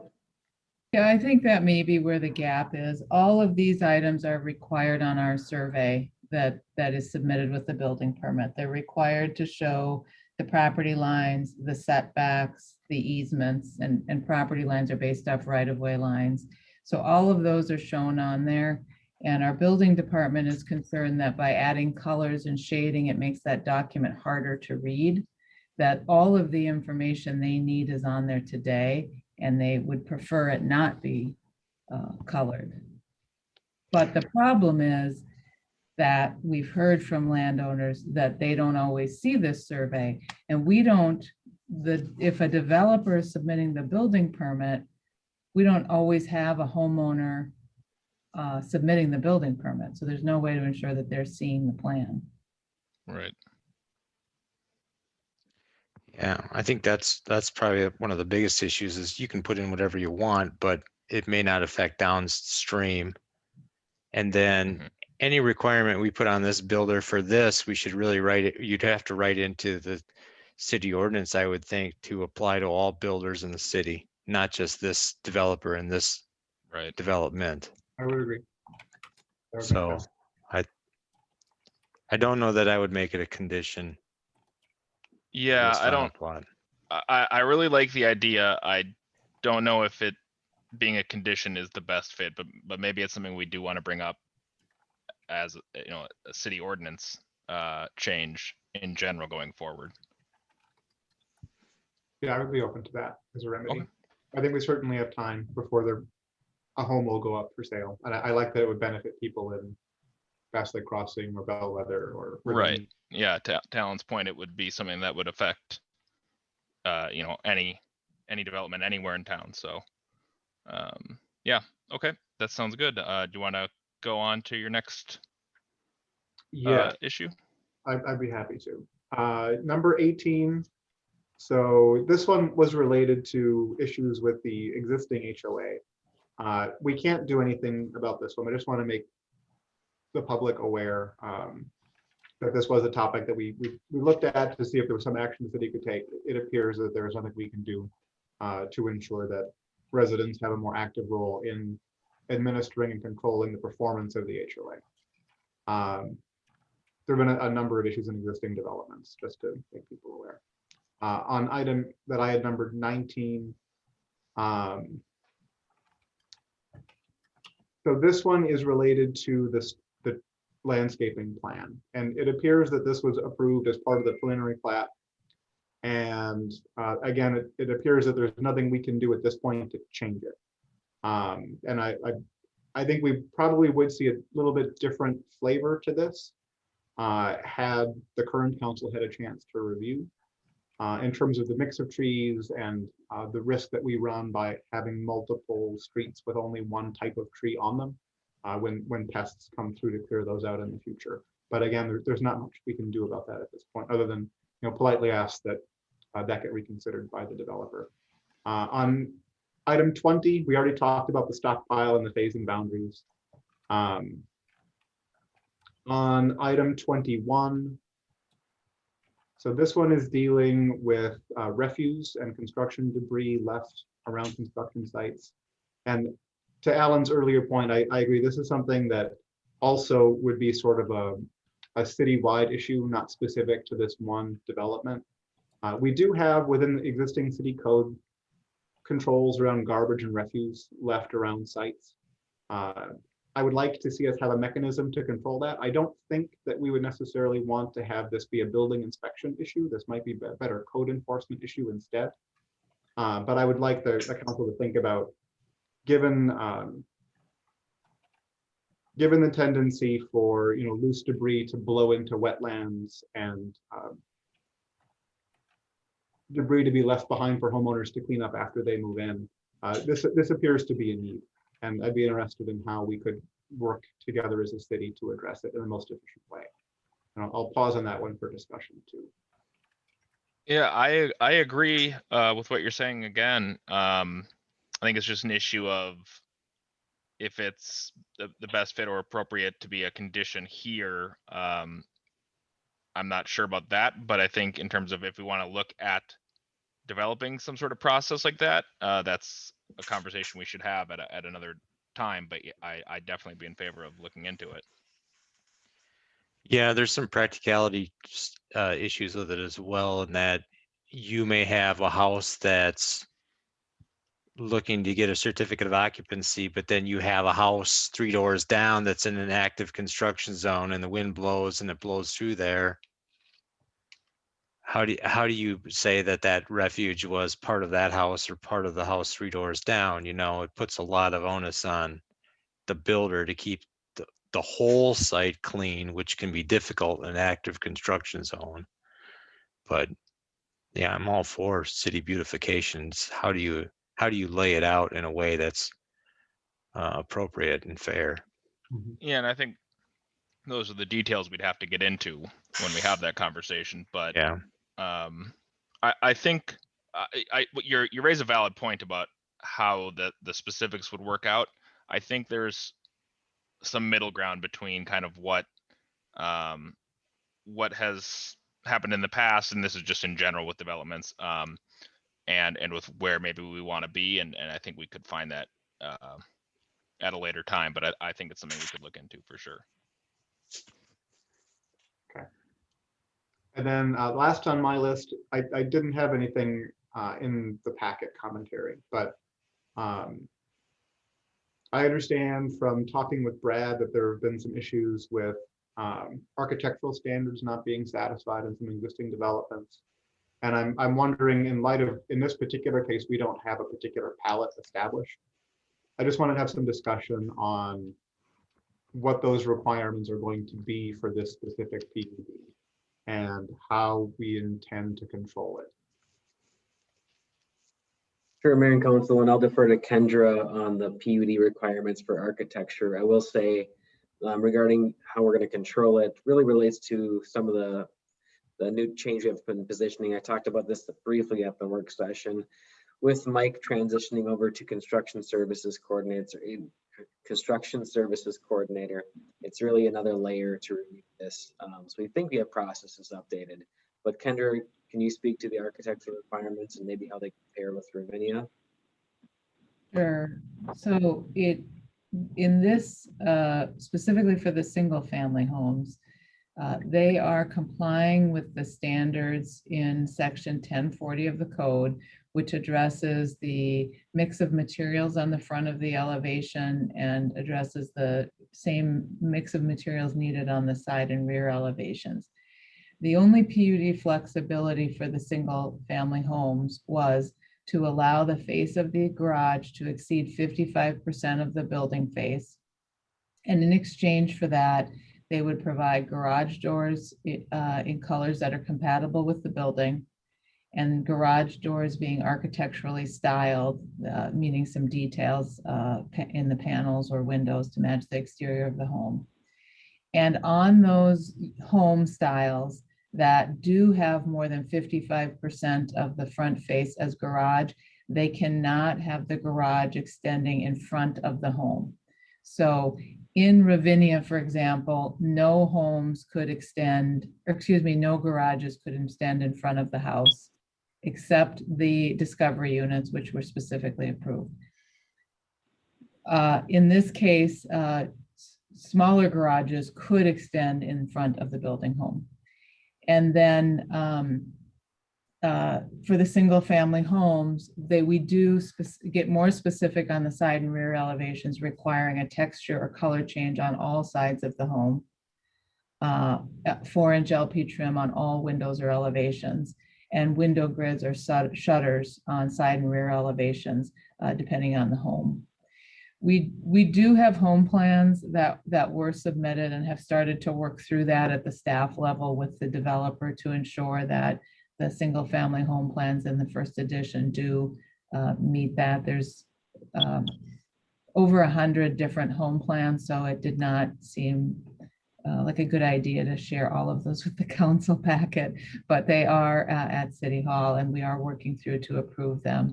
As you know, as buyers in Ravinia, 3 of you, there's a plethora of home plans and options. And so at each building permit, then Mike will review for compliance with these zoning standards.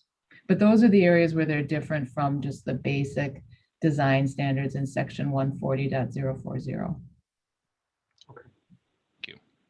So it sounds like we do have maybe a better mechanism already with that change to making sure that there's compliance and not mistakes with some of the things that we've seen in Ravinia and just in general, which I'm comfortable with that change and seeing how that works out. Tom? Yeah. Tom, Manoj here. I had a question though. So as I understand that there were a couple of constructions over there that were not in compliance, right? But I saw the note from Alan that they don't look so bad, but they're definitely not in compliance to what was it, Alan? Maybe I'm reading the wrong mail, but there was a note saying that, hey. Oh, okay. I made no comment on how they look, so that's for the record. Okay. So I was like, okay, so they are out of compliance. What's our recourse? What are we going to do about it? Yeah, the homes that are occupied and moving forward, nothing essentially. Mike's continuing to review the ones under construction. And Councilmember Schultz asked me that same question. So I'm not sure the actual number that are under construction at this point. So I have to confirm that with Mike. But as far as the ones that are occupied, we're doing nothing. I guess my question would be more in the future, if let's say that it happened again and it wasn't a situation where we found it after the fact and it ended up, well, it looks okay, so we're fine with it. We're not gonna, make an issue out of it because it turned out okay. But let's say it didn't, or we had an issue with it of some sort. What would the authority or what would the mechanism be to remedy that? I don't believe there is one. It really would be, shame on us at the staff level for missing it. We had 238 new home permits last year, and we had, at sometimes 17 at a time under review. And we did the best we could. We missed them. Right. So I think we would miss it. Gotcha. Well, if the house is still under construction, right, we have the authority to not issue a certificate of occupancy, close out the permit, right? It's until the time of the certificate of occupancy is issued. After that point, there's not much we can do. Is that correct? Brad, if I could just add something, which is there were a couple of circumstances I'm aware of where we had a building plan submitted that did comply and what was constructed did not comply. And to your point, Councilmember Schultz, I think with our new process and having Mike in a different role, he would identify that before the CO was issued, and we would make them rip that siding off and replace it with the siding that was supposed to be there. Gotcha. So I had a follow-up question to that. So would it at least be required for us to make the owners of those homes aware that their home is not in compliance, but there's nothing the city can do now, but at least they should be aware, right? Because as a homeowner, if I'm selling my home, I should be aware of any violations on my home. Do we have to let the owners know that their plan, while there's nothing the city can do about it, is not in compliance with the city code and the builder didn't do what they were supposed to do? So correct me if I'm wrong, Kendra, but I don't think that would come into play in any other aspect of the city. It's not a code issue as far as code enforcement. It wouldn't be any sort of sales review. It would be, I don't know what the purpose that would have for anything in my mind. Well, Brad, would it only come up if the applicant applied for a re-siding permit? If they had hail damage and they had to re-side their home, the city would inform them of what the current code is on their home for siding in that district, wouldn't they? I don't know. Kendra, do you know the answer to that question? Otherwise, we'll have to follow up with you. I would not know. I think we could defer to Mike and get back to the council, but we could answer it fairly quickly with him, I think. Yeah, I would request you to do it. And I would be very much in favor of letting the homeowners know that this is the case, right? So to do Alan's point, if they have to come back for anything, they should know that there was an exception that was done and would they be grandfathered in or not, and things like that. So there's definitely awareness and knowledge that we should be passing along. If it is a mistake made, it's a mistake made. And maybe we give them that exception for perpetuity for that since it's our mess. But at least they should be aware, they should be documented, and they don't have to struggle with it at a future date with a different council or a different staff. Well, yeah, I think Manoj, to staff's point, there's no benefit and there's no hindrance to the homeowner in any way, shape, or form with the sale of their property in that current state.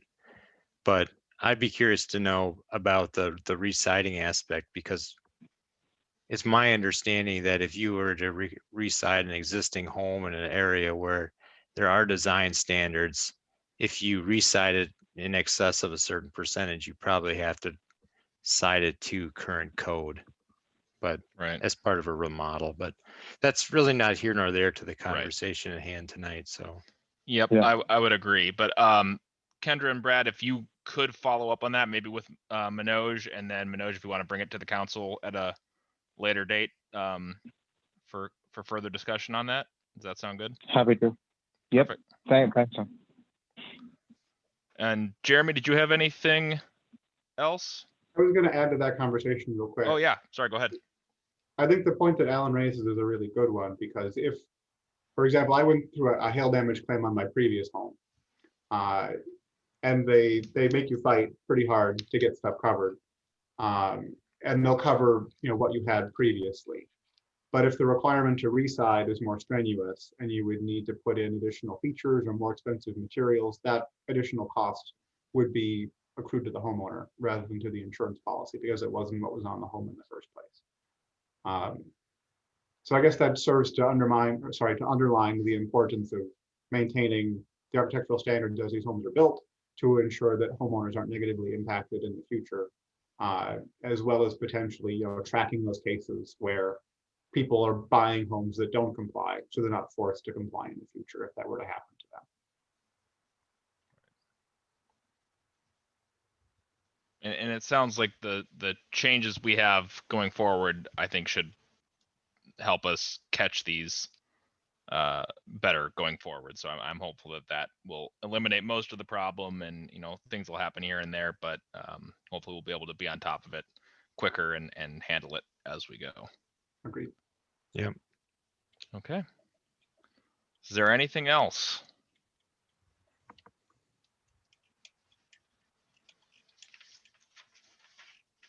Covered a lot. If there's nothing else we want to address, then I will entertain a motion to approve resolution 2021-22, approving the final PUD development plan as amended.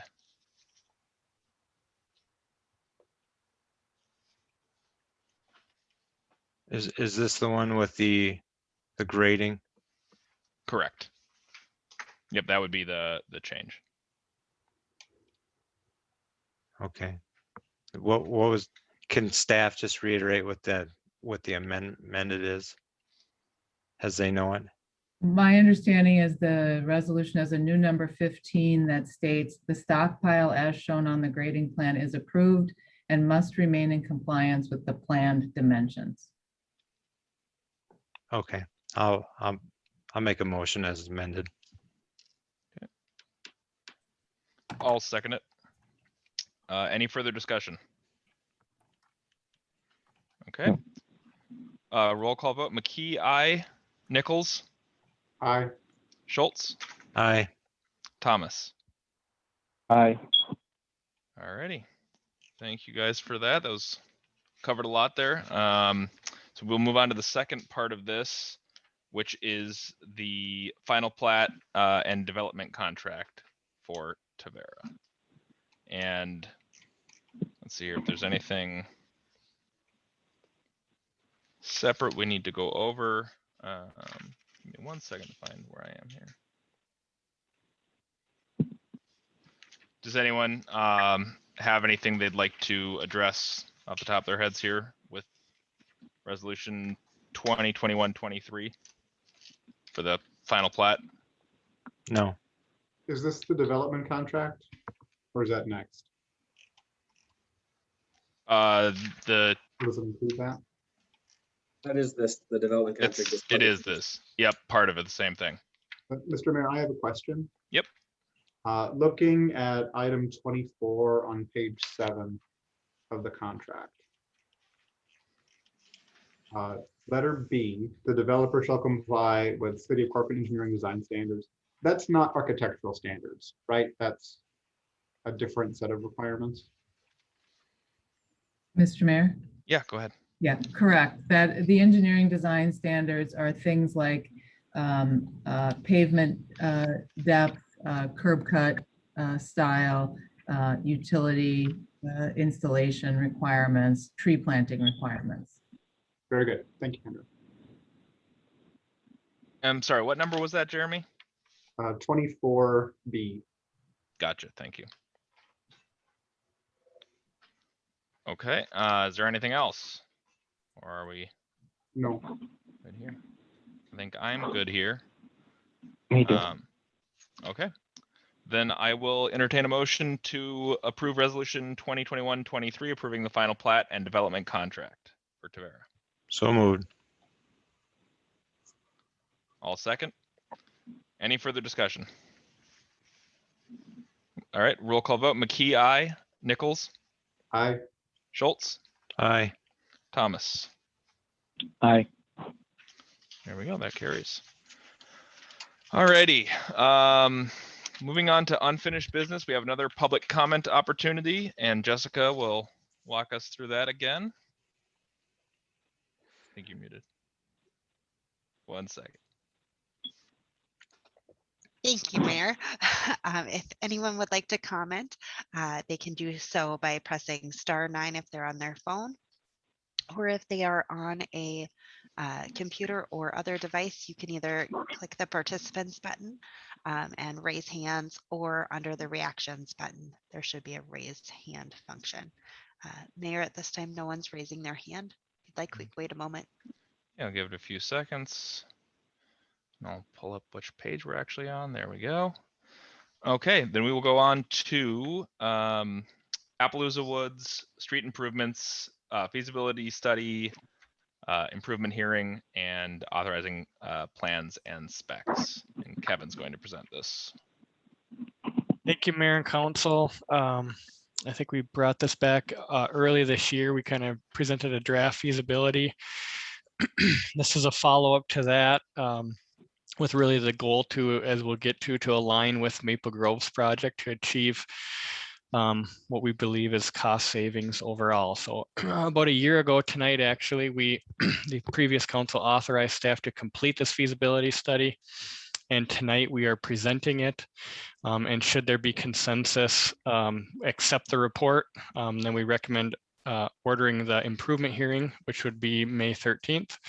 By resolution, and then also authorizing plans and specs. So the primary reason why we would take the next step to authorize plans and specs tonight would be to, again, like I mentioned, align ourselves with the Maple Grove project to achieve savings.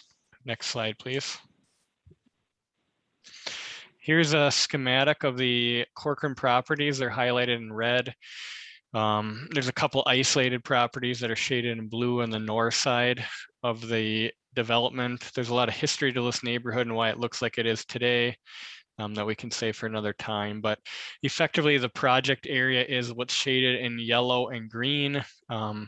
Basically a street improvement project that's a shape and pave. There were geotechnical and engineering analysis done, and based on that, those results, we believe the right street improvement approach is the shape and pave alternative. Next slide, please. Here's a list of the preliminary assessment roll. I believe it includes all 17 Corcoran properties. If you recall, our letter, our current assessment policy basically outlines that we assess at 90% the low range of the benefit. And so that's what you see here. There's two primary assessments. The 13,500 amount is for properties that go from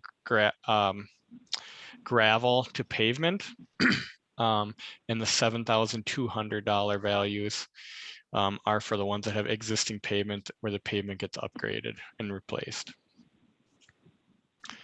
So these would be the affected parcels, and they would receive notice should you move forward, accept a feasibility report, and order an improvement hearing. They would be notified for said improvement hearing. Next slide, please. Here's a little look at the schedule tonight. Again, I won't go through that. We're accepting the feasibility should you find it acceptable, ordering the public hearing, authorizing plans. Next step would be to bring you and review a draft cooperative agreement with the city of Maple Grove that would be required as part of this process. And we'll do that at the next meeting, April 22nd. And then at that meeting, we'd also look to approve plans and specs and authorize bids, which then would be joined with the Maple Grove bid to be opened on May 4th. And then we would have that information and provide updated costs at the improvement hearing. So these numbers could be finalized. As you'll note, the project costs and the project assessments are nearly identical. That's likely to change, either go up or down, depending on the results that we find on May 4th. So we'll have that real-time information available to both the property owners and yourselves at that improvement hearing to make a decision. Should the council elect to move forward, we would then also need to approve the cooperative agreement with Maple Grove. And then should we be comfortable with that agreement, we would then ask to award the bid so that it could then be included as part of the construction project plan for 2021. And then we'd do the actual assessment hearing at a time to be determined. Next slide, please. Like I mentioned, the majority of the improvements are likely to be funded through a combination of special assessments and local participation, which we recommend to be out of the asphalt fund. Improvement costs, like I said, will be updated, and the estimated cost to move forward with the plans and specs is $5,000 from Link. So I'll open it up to questions now, but really at the end of the conversation, if you find consensus, we would recommend City Council consider a motion to accept the Appaloosa Wood Street Improvement Feasibility Study, then order the improvement hearing, and then authorize plans specifications in the amount of $5,000. And with that, I'd be happy to answer any specific questions about the project or study. Okay, thank you. Maybe Alan, you might be the right person to start with this, just given that you were on the council when kind of the first steps of this were approved, and any thoughts you have on what's been done so far and where we're going with this. Just general thoughts or anything you would like to see change, pump the brakes, wherever you are on this. No, I mean, it's generally came forth as part of the redevelopment by Maple Grove, and Maple Grove not providing maintenance in the future for that area for the city of Corcoran. So it made sense to move forward with it. It'll be interesting to see what comes out of the public hearings, but it would be nice to see this area improved. Right. I agree. And it's a pretty unique circumstance, just given the kind of odd connection through Maple Grove of a neighborhood that's part Corcoran and part Maple Grove, and the logistics of all that. But yeah, I'll open it up to Jeremy and Manoj if you have anything you'd like to add to this. Otherwise, if we just want to stay the course and take the next step here with it's $5,000 would be the cost to kind of get to that next step for the study. I'm on board. I don't have any questions. Okay, Jeremy? I think it's the right thing to do, and I want to elaborate a little bit on why, just for the sake of anybody from the neighborhood who either is watching now or goes back to watch this in the future. To Alan and Mayor McKee's point, the practicalities of servicing gravel streets that far from public works are a challenge, and that kind of motivates the need to make a change. I think it's always a very serious thing when you're looking at a multi-$1,000 assessment for a neighborhood. We're not going to do that lightly. The other side of it, I think, is that it points out the need that we have for a better way to fund infrastructure than just looking at assessments for 90% of the value increase. Because as the city develops, we're going to be confronted with this more often. And it would be nice if we had a mechanism that didn't rely upon whoever happens to be living in those homes at the time that we have to put in streets or repair streets or replace streets to bear the full cost. We're going to continue to work toward that, I think, as this year goes forward. So I am in support of proceeding at this point.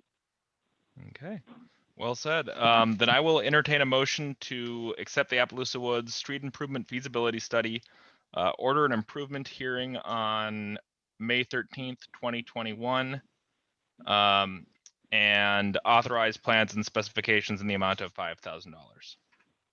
So moved, Nichols. Second, Thomas. Any further discussion? This is option A then, because they left us with 3 options. So this is option 1 you're authorizing, or you've made a motion for. Okay. Yep, correct. All right. Nope, that's my only question. Thank you. Okay, perfect. Then roll call vote. McKee, aye. Nichols, Aye. Schultz, Aye. Thomas.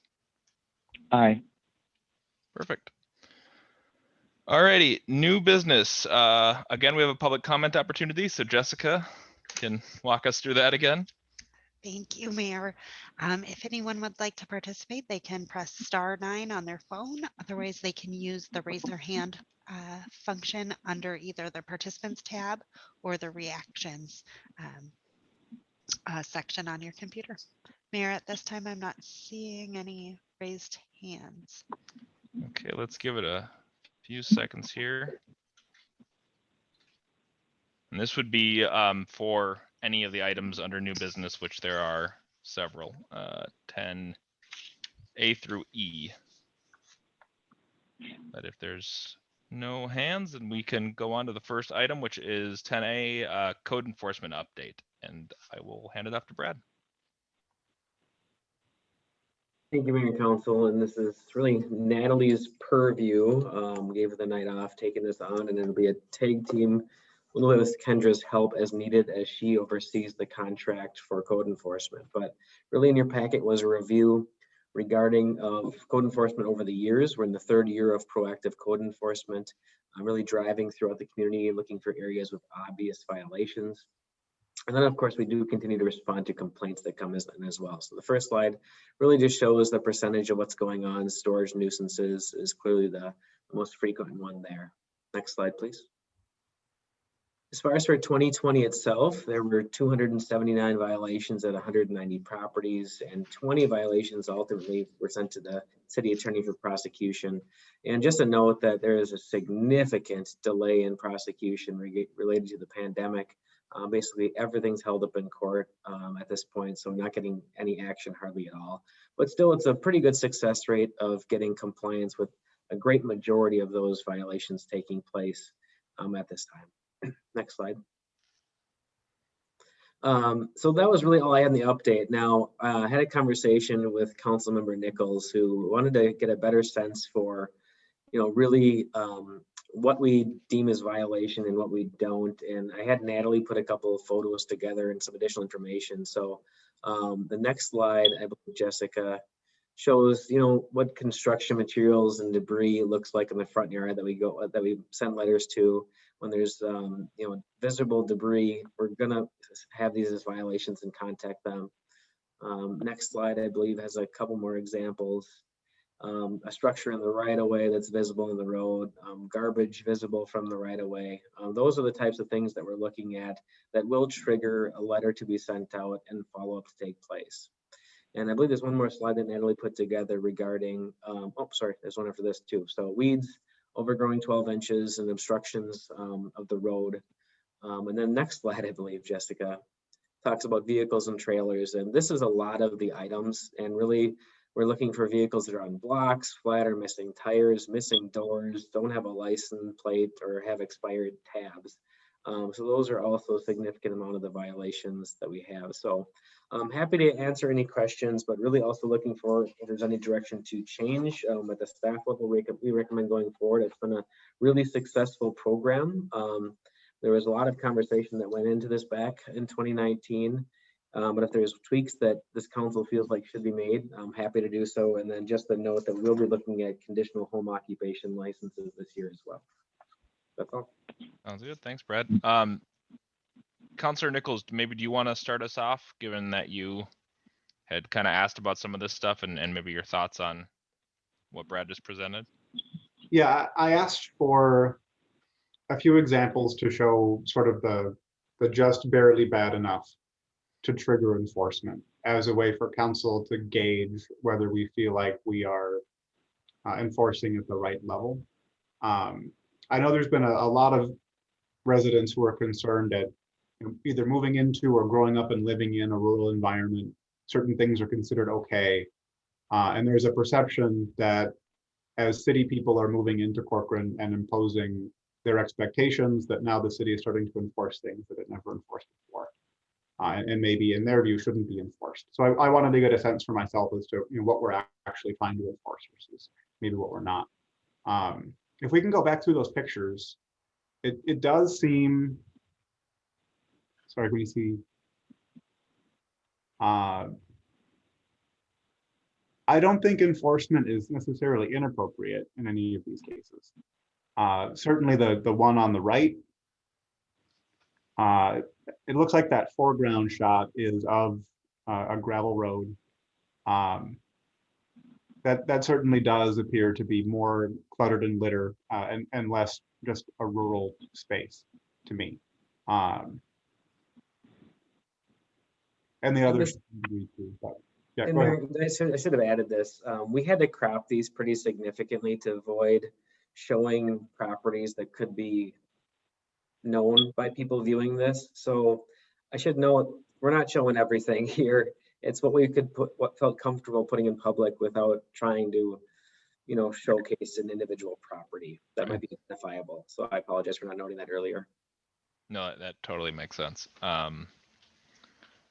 Jeremy, I'm sorry, did we interrupt you, or were you? Yeah, I feel like if this is representative, I feel like this is a level of enforcement that I'm comfortable defending in public. I know there might be isolated examples where maybe it's different than this. And to residents out there who feel like it is not fair, feel free to reach out to me, and I'm happy to talk to you about it. But I feel like this isn't rural so much as just in disrepair. I also wanted to clarify with staff. So we're enforcing things that are visible from front and side yards. What's the current policy around backyard and things that maybe are farther from a public right of way? Sure, Mayor and Council. So yeah, we're in public spaces on this. There are a couple exceptions. Sometimes we will get a complaint and from an individual that maybe can't see it from the street, that they will invite us on their property and request us to look at the violation from their property, the neighboring property, not just walking around the property where the neighbor says the violation may be. So other than that, we're in the public right-of-way areas. And I think that's an important distinction. I think a lot of the people that I've heard from or seen writing on Facebook about issues that maybe they've had with code enforcement has been the difference between complaint-based code enforcement actions or just the general sweeps, particularly in the more rural areas where if it's not a complaint-based thing, some people are wondering how is the city getting out here to my 50 acres and finding a violation in the middle of all that with there's no neighbor to complain, and it's not something that they see as an issue the city should be catching in these sweeps. But I think your point that you mentioned about sometimes if you're invited in by a neighbor who's complaining about the property, and then there's a code violation found there, then I think that is appropriate to handle it that way. I think it's just a distinction of how do we want to handle complaint-based versus the sweeps and kind of the balance of that going forward. Do we want to stay the course? Do we want to, I believe it's in the last, was it a couple of years that we started doing more of the sweeps compared to previous years. Before that, it was mostly just complaint-based. Is that right, Brad? That's correct. So 2019 is when we transitioned to this approach. Gotcha. Brad, go ahead. Yeah, a couple of questions to Brad. Brad, so I know I saw the number of code violations we saw, right? And we have a 90% success rate of getting that fixed. Would you happen to have the split of what's complaint driven versus proactive sweeps, where neighbors have not called it in, they don't care, but the city was out there and then figured out, okay, there's a violation here, so I need to report it. So do you have the split between the total count? It wasn't in the report. I don't have it in front of me. I can follow up with that.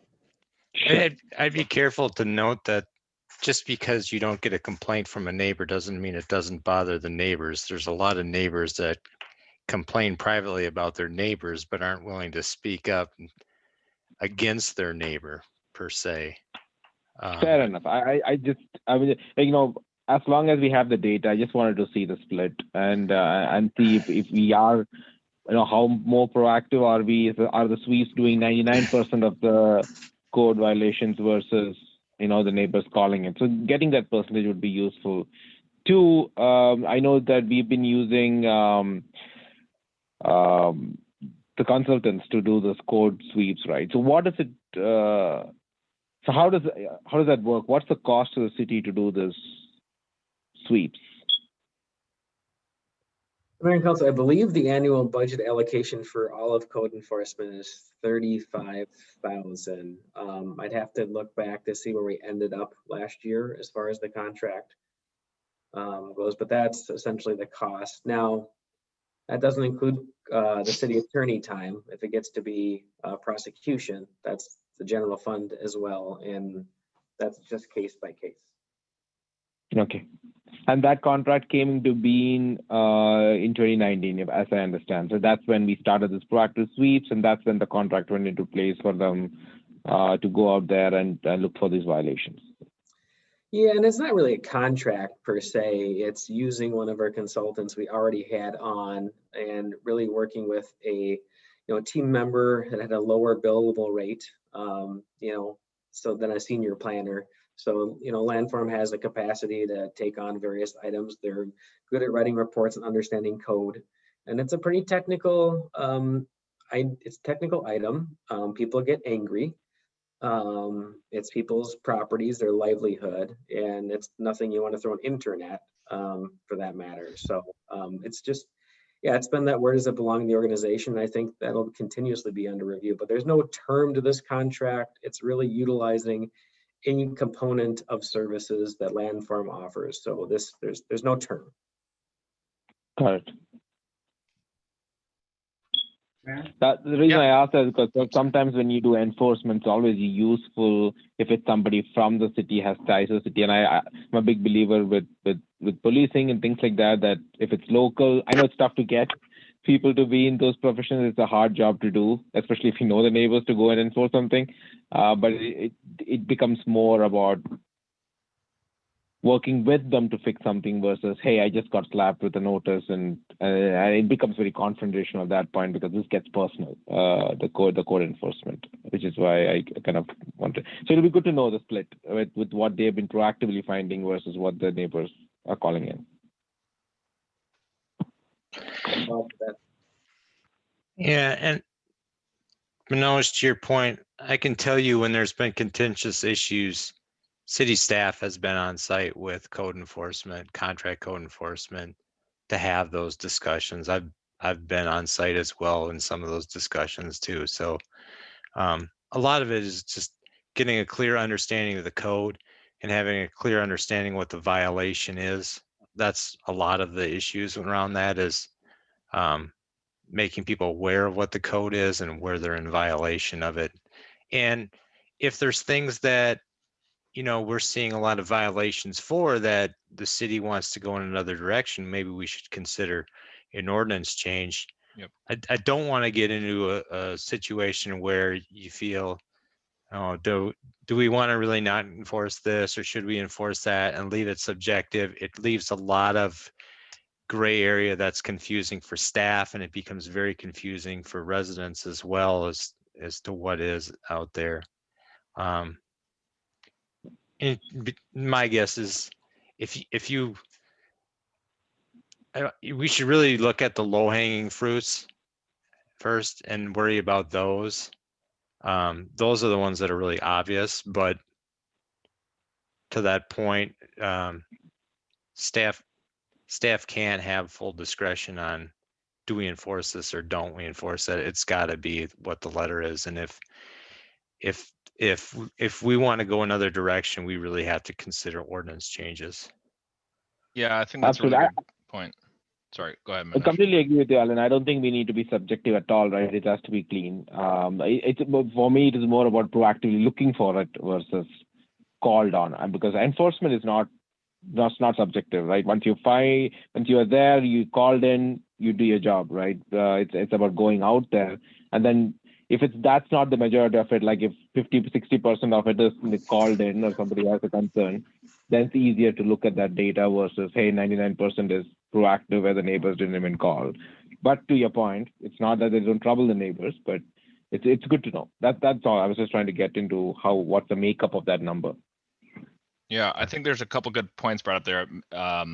Maybe once we see that data, we should, take a good look at it and see if there are, to Alan's point, if there are things that are creating problems that we don't think are things that we necessarily should be prioritizing that are causing more headaches than they're worth, maybe then a code change in certain areas is worth looking into.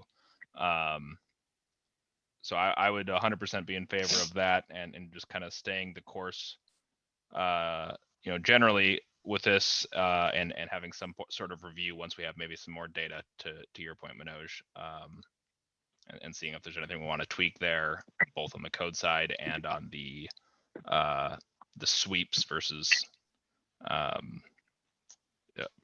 complaint-based violation enforcement.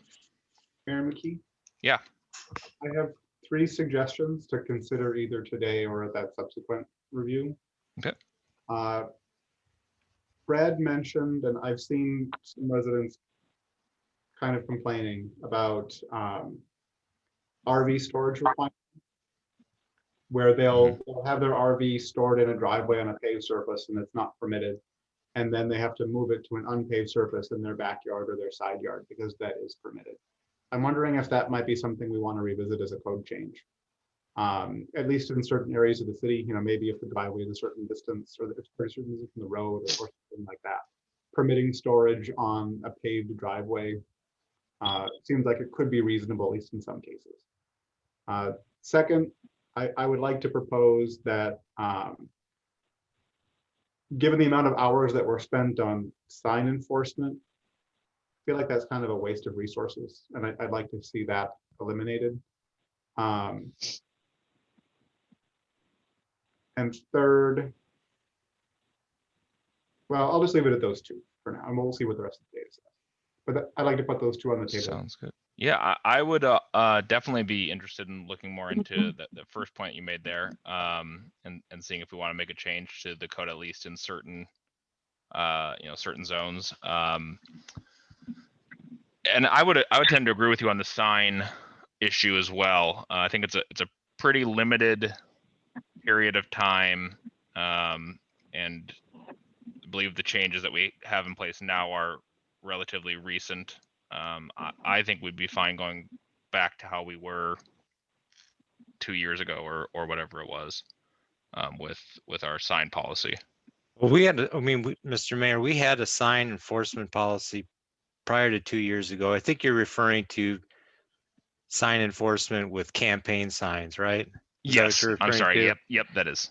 And I think what we did at that point is we clarified distance from roadway surfaces, because there was a lot of contention around, am I posting a sign in a roadway right of way, or am I posting it on private property? And it became subjective to the point where you had staff out there with a tape measure and a video camera confirming if something's in violation or not. So we tried to simplify that. But the overall sign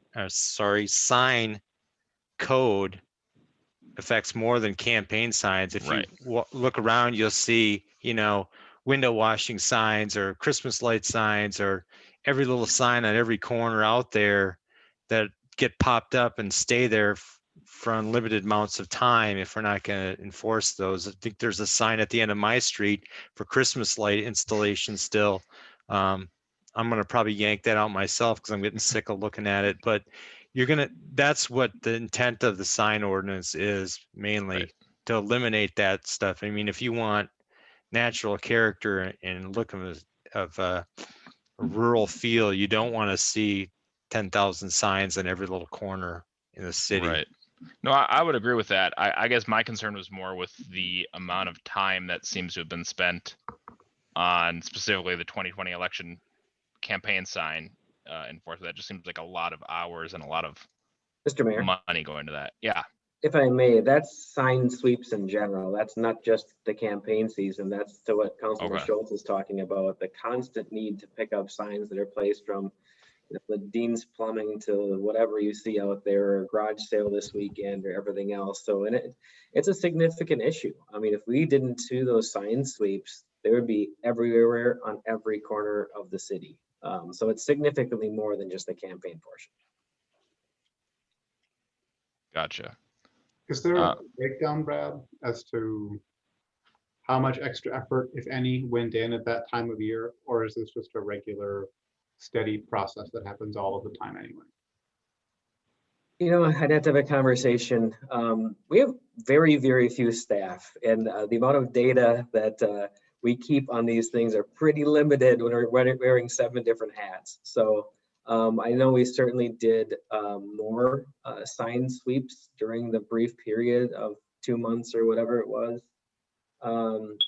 But my answer is probably going to be no, we don't have any data.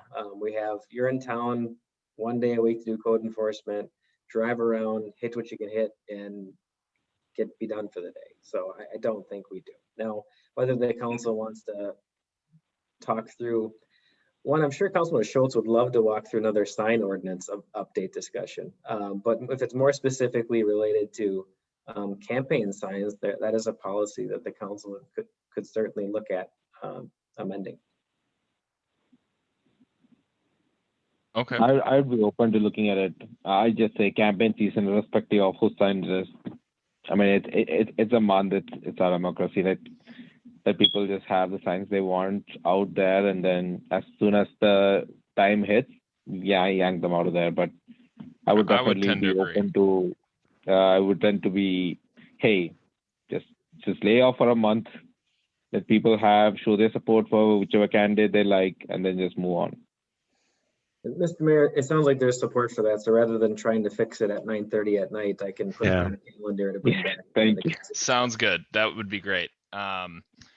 Then I guess the last thing I'd like to bring up regarding code enforcement would be there. I've spoken to a few people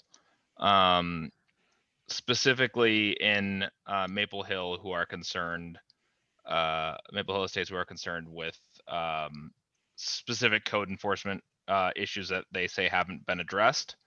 And maybe it's just something that's as simple as, actively putting a focus on at least looking into that and seeing where we are and what we can be doing to better address it. I spoke briefly with Brian Dejewski about the issue, and it sounds like it was something the council was maybe looking into pre-COVID, and then when everything kind of changed and specifically the courts getting backed up and almost stopping code enforcement proceeding, it just kind of got lost on the shuffle and dropped at that point because there was no real way to have enforcement. But maybe it's something that now that things are hopefully getting back to normal here, we can try to address going forward. Yeah, and Mayor and Council, we actively are.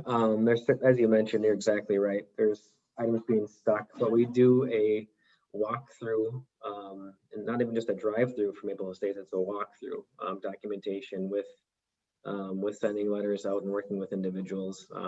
It's better year over year, but it is always a challenge. Yeah. So I'd be open to sitting down with you or walking through it or driving through it. Sounds good. Hearing from you all. Perfect. Sounds good. Then I think I'll just kind of summarize this for anyone maybe watching later that,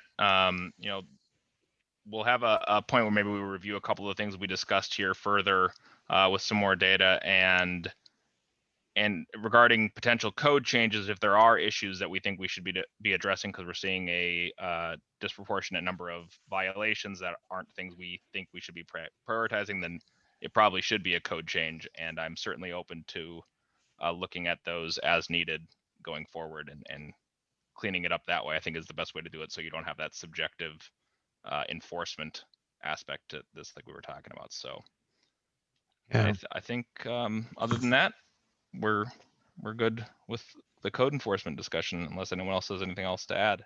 Mr. Mayor, I have one question for staff. Go ahead. Brad, you mentioned that there's several cases pending in the court system. Do we know how the courts prioritize those? Are they issued a court date, and then are we seeing those cases pushed off to a later date? Are they reassigning dates, or how does that work? I know we have some code issues in our neighborhood that are in the court system, and people are getting frustrated with it.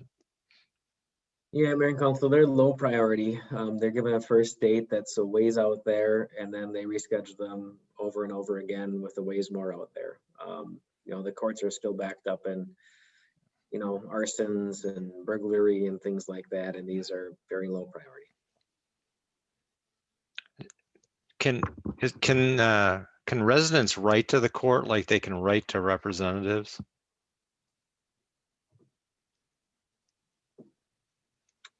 I assume they could try. I mean, from our standpoint, it's compliance, right? We don't want anyone to go to court. We don't want anyone to have to do with this. We want compliance. So that's what we continue to do at the staff level. Even the ones that, are in the court system, we can kind of review those and see who we can reach out again and try to get compliance. We're doing the best we can. We want to change behavior. We don't want to, make people's life difficult. It is a quality of life component for other people other than them. Right. Totally agree. Thank you.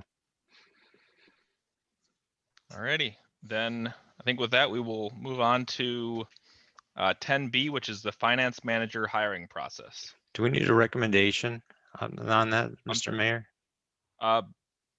Brad? No, I'm good. I have the direction I need. Okay, thank you. Sorry. Oh, no worries.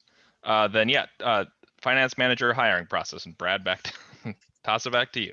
Mayor and Council, looking to proceed with this position like we talked about in the work session. I'll just be quick and say looking for a motion to approve the job description and authorize the recruitment process. Okay.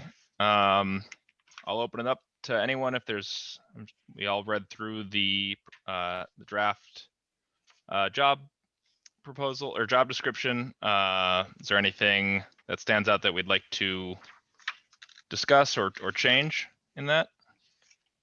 Mayor? Yeah.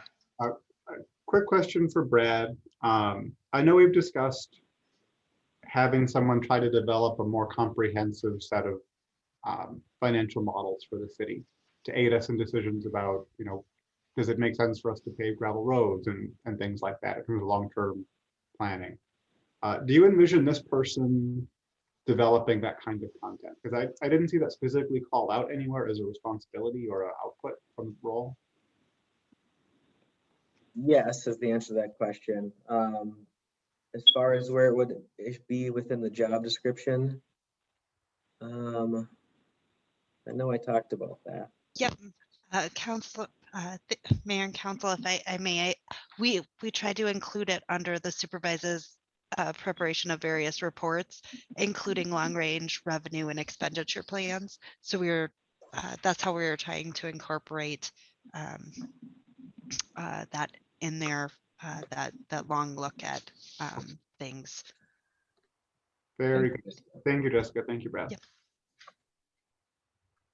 Perfect. So does that answer your question then, Jeremy? Yes. Perfect. Is there anything else that stands out? Brad, a quick question on the process. So, we approve this and you go out to try to hire somebody. When do you assume the best case scenario is you get applicants, you love a candidate and you bring them on for the budget. But when do you kind of say that, okay, this is not working for what we're looking for, this budget doesn't work, or things like that? So do you usually have like a 2-week, 1-month period before you come back to the council saying, okay, this is not going to work? So the process is outlined in the packet there. So if we post really immediately. We had applications due on May 10th. We'd have first and second round interviews. And through that process, if at first round I didn't have anyone to go forward with, I'd bring that information back to you. If after the second round, it just would end whenever that determination would be made. I'd either be bringing you a candidate that I want to offer a job or tell you that we're starting over again. Gotcha. Nothing else for me. Okay. Then if there's, I have gone through it quite a bit and I don't have any other issues or any issues really with it. I think it's a good step for us to be taking. I know it's been a big priority of ours to Jeremy's point, some of those long-term financial models and analysis. So I think this is a step in the right direction towards that. So I will go ahead and entertain a motion to approve the job description and authorize staff to begin the recruitment process as presented. So moved. So moved, Thomas. Second, you? Thomas. There you go. Any further discussion? All right, roll call vote. McKee, aye. Nichols, Aye. Schultz, Aye. Thomas. Aye. All righty. 10C, government fee analysis proposal. Brad. Thanks, Mayor and Council. This is a request coming from staff to really assist us in the data necessary to understand the reporting for the annual Department of Labor and Industry report for building permit applications. It's a June 30th deadline.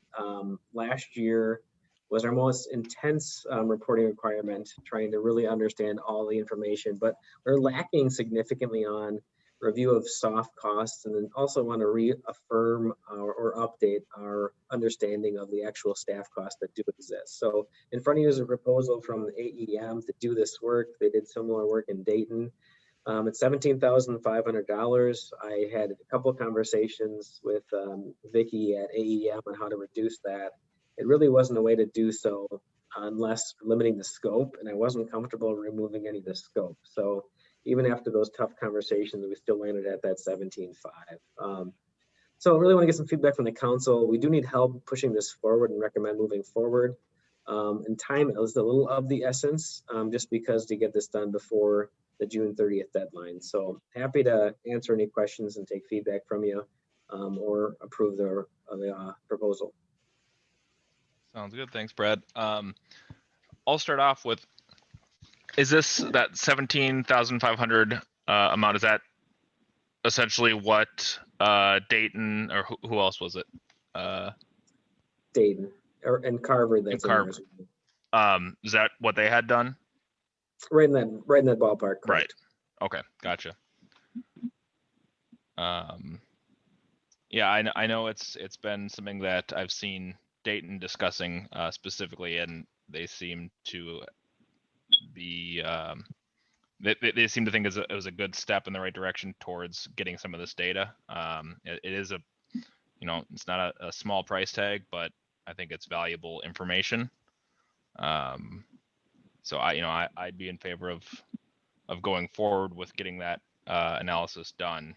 I know you were trying to get that cost down a little bit, but I think I agree with you about not wanting to limit the scope more than that, for potentially a little bit of savings there. I think it's probably best where you have it currently.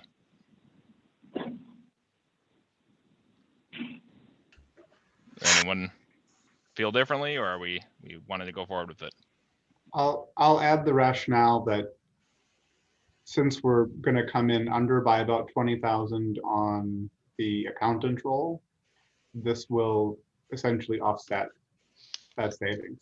And I think it just speaks to the need in the city to have a more advanced financial analytical resource available. So it meets the same need as what we had budgeted that $75,000 for, I think, in many respects. It's a necessary evil, and Brad doesn't often come for help. I mean, he says he needs help to get this done by June. I tend to agree. So that's a go. Okay. Let's move. Sounds good. Then I will entertain a motion to authorize staff to proceed with the governmental fee analysis proposal. So moved, people. Second. Any further discussion? All right, roll call vote. McKee, aye. Nichols, Aye. Schultz, Aye. Thomas. Aye. All righty. 10D, City Council and Commission Ordinance discussion. Mayor and Council, just wanted to pass on some items that Council Member Thomas wanted to talk about with the council. So really, this is your discussion. From a staff perspective, I guess my request would be if there's initiative to spend staff time to look at this, it really would be nice to get a consensus by at least 3 of you. There's a lot of work that could be done running around with a couple of these items. So my ask is we are overloaded at the staff level, and whatever you come up with tonight, please make sure it's important to you. Sounds good. And I guess we'll start off, Manoj, since you kind of submitted these points that you wanted to look into, if you want to start us off with a conversation. Sure. Thanks, Brad, for that. So just from a background standpoint, I think from last year onwards, when I initially got onto the charter and started playing multiple roles in the city, I've made it a point to always go back and talk to the city attorney and the staff to see if there are conflict of interest. Can I keep playing these different roles? I think it came right now. It's towards a breaking point where I've had a chance to talk to multiple people. I think there was some precedent earlier on people playing roles in the charter as well as in the council. And now I think directly and indirectly, I have like 3 roles in the city right now. So it comes back to not leaving it to subjectivity and making it an objective ordinance, saying that there's a single role somebody plays on city teams, right? So it could be on the commissions, on the councils, and right now I even find out that you can't even be Matt doesn't prefer you being a reserve officer if you're on the council because of lines that you cross. So which I would have never thought would have been an issue. So why I brought this up is I had a chat with Brian, also the chair of the charter, and he agrees that the charter should obviously move forward with making that change in making sure that somebody on the charter does not serve on the council and the other way around. I took a step back to that, and I felt like, and this can be quick. We don't need to, and I had a chat with Alan also on this, is that we don't need to make this cumbersome for the staff. It's pretty simple. Some of these are important. Some of them we can put on the back burner and look back. But what's important to me is let's just make the rule that if you're serving on the council, you don't serve on any other commissions. You can be a liaison, you can listen in, sit in, do as much, but you shouldn't have a second vote, right? And then to that point, even in a volunteer role within the city, you should not be having a second role, because that's what I've been told now, at least subjectively. So let's just make it a rule so that, in future, nobody has to kind of tiptoe around it. So that's the first task. I'll take a pause there to see if there's consensus. I think most of us agree, at least in principle, that it creates it creates a tricky situation. But wanted to just make sure that all of you guys agree before I move on.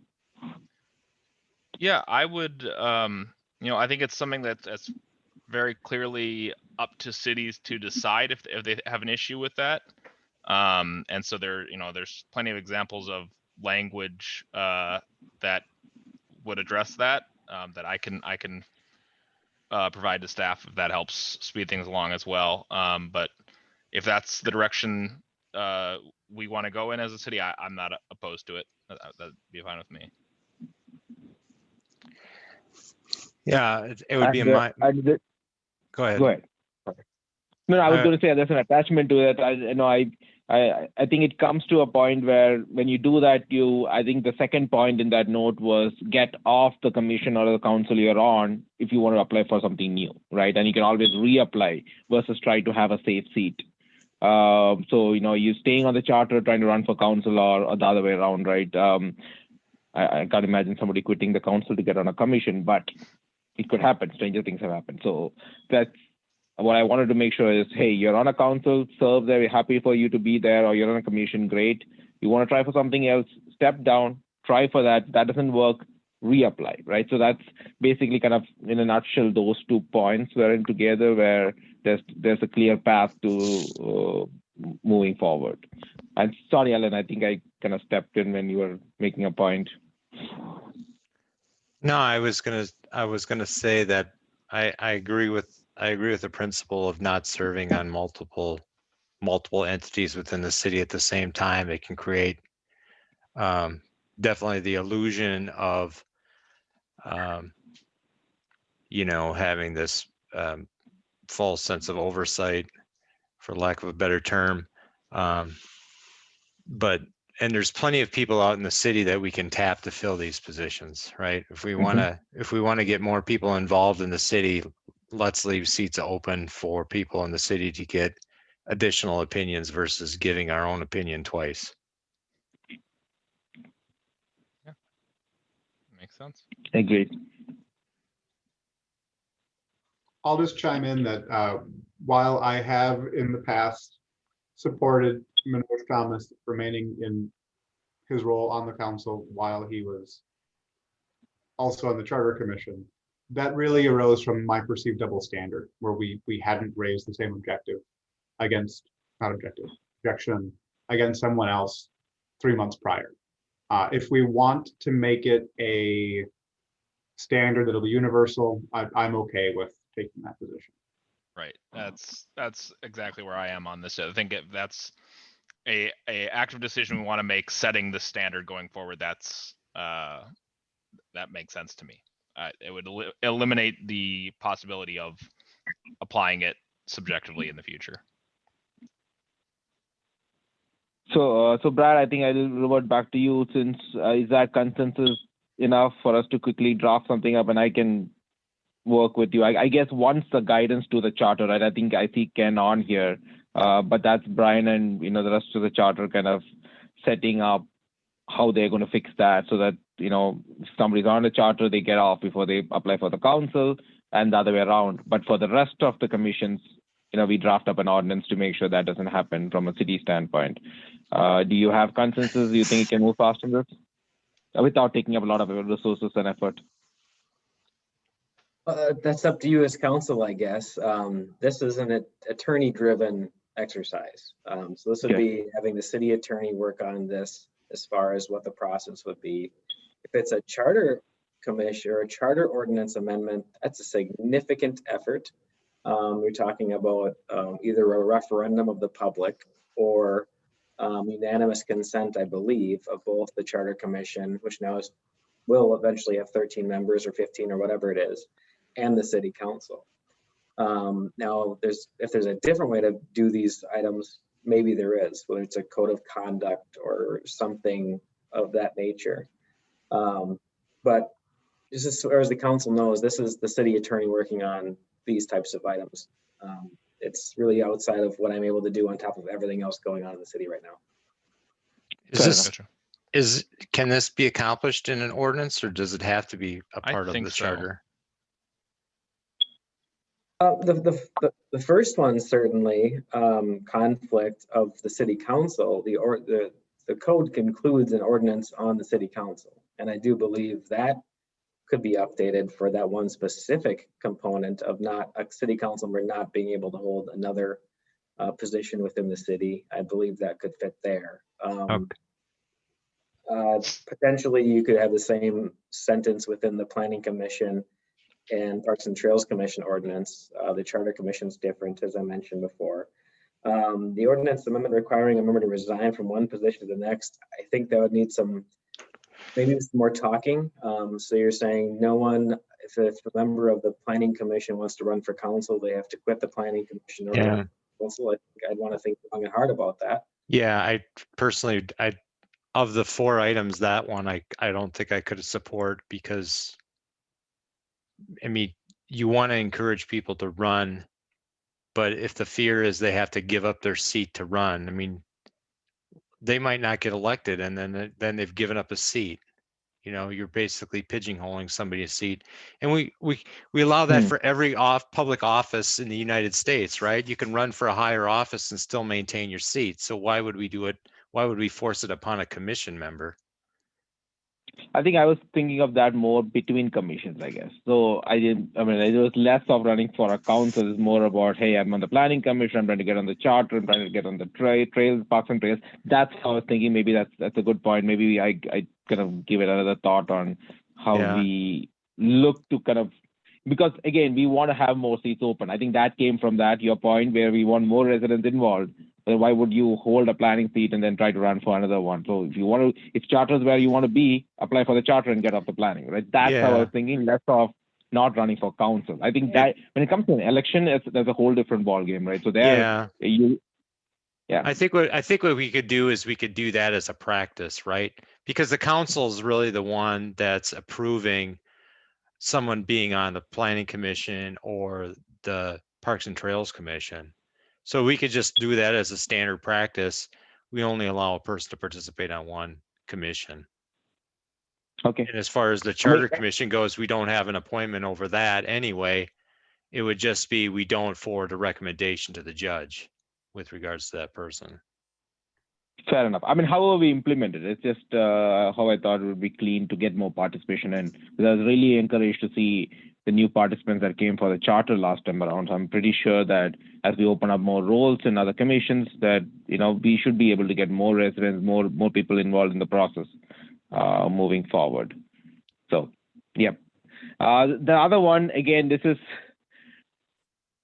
I guess this is personal for me, is limiting terms. And one of the reasons I ran last year on the council, and I can't speak for everybody else on the council, is I felt like there was people being here for too long, took the city for granted, took their position for granted. I personally felt there was arrogance, and I'm not speaking for anybody else. So I feel like you stay on long enough, it becomes an issue. And I think if it's good enough for my president, it's good enough for me. So do we look at limiting terms on the council? Now you can argue, like to Alan's point, you can be like, the senators and the congressmen don't have the same standards that we want the Corcoran City Council to have. But it's a thought again. But if it goes back to, is it a priority?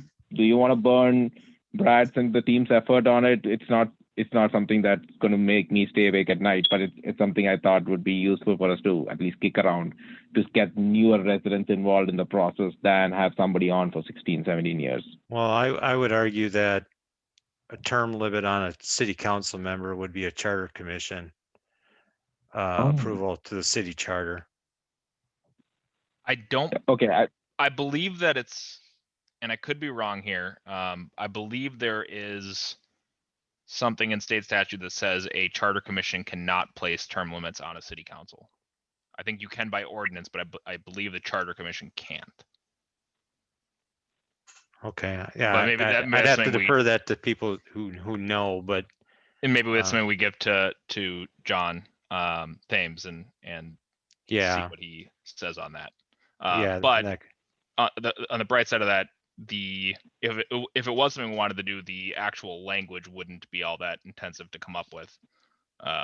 It'd be pretty straightforward, and then you could decide what that length would be if we wanted to go forward with that. So I think maybe we toss that to the city attorney and see what he says and take it from there. Okay. So that's all I had from my end on bringing that up. It primarily was this, and then obviously with that, I was also planning to step down on both my other roles on the charter as well as from the reserve officer. I know I told Matt to bench me till I can come back, but I guess I'll just reapply hopefully after 4 years. So yeah, that's all from my end. I just wanted to make sure that we look at these and make these changes so that we don't leave it to subjectivity in the future. I want to speak out in support of the term limit idea. I feel like it's healthy for any body to have a flow of talent through it. I don't want to see it. There have been local politicians who have been great for 30 years.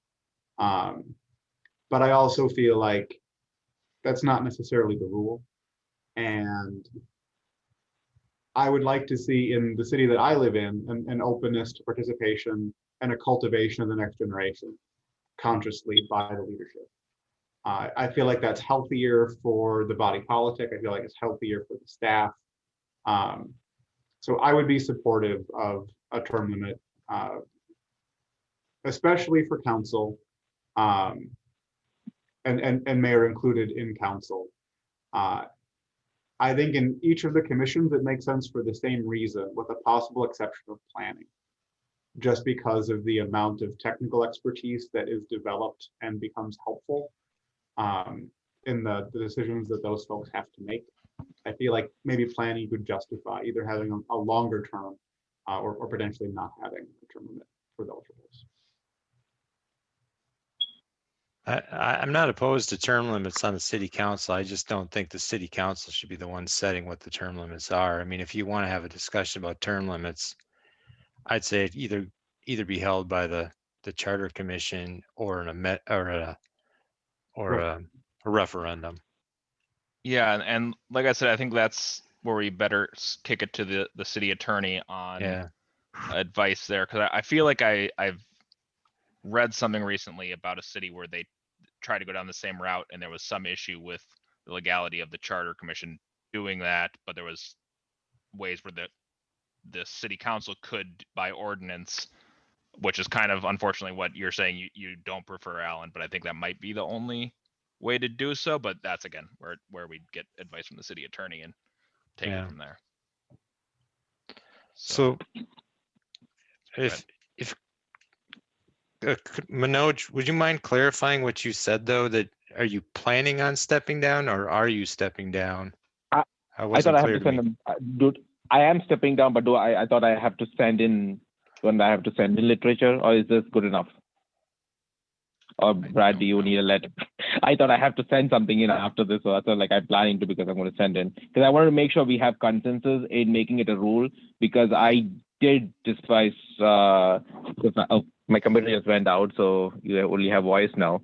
But I didn't like the fact that there was a perceived double standard when it came to applying serving on multiple roles on me versus a previous member in the same role.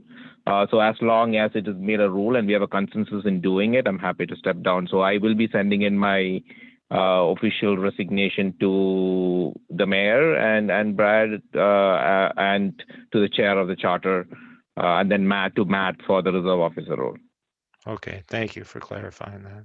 Sure.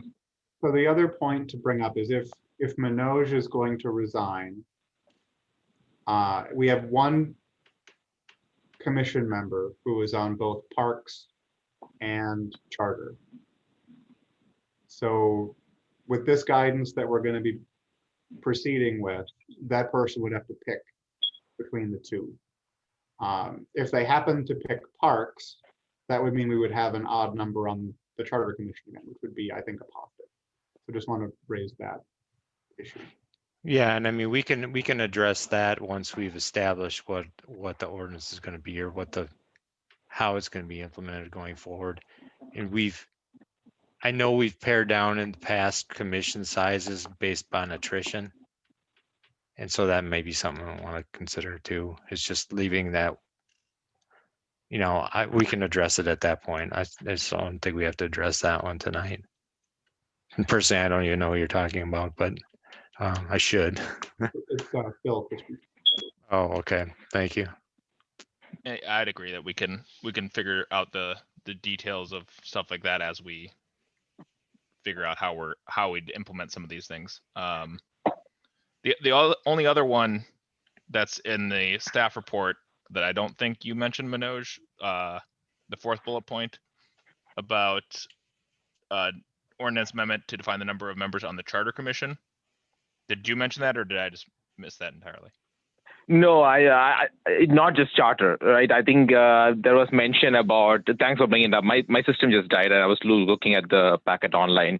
So thanks for bringing that up. So I think the point I was trying to make over there is like I don't think there's a defined number anywhere, and it came out last time when we were looking at adding people to the charter.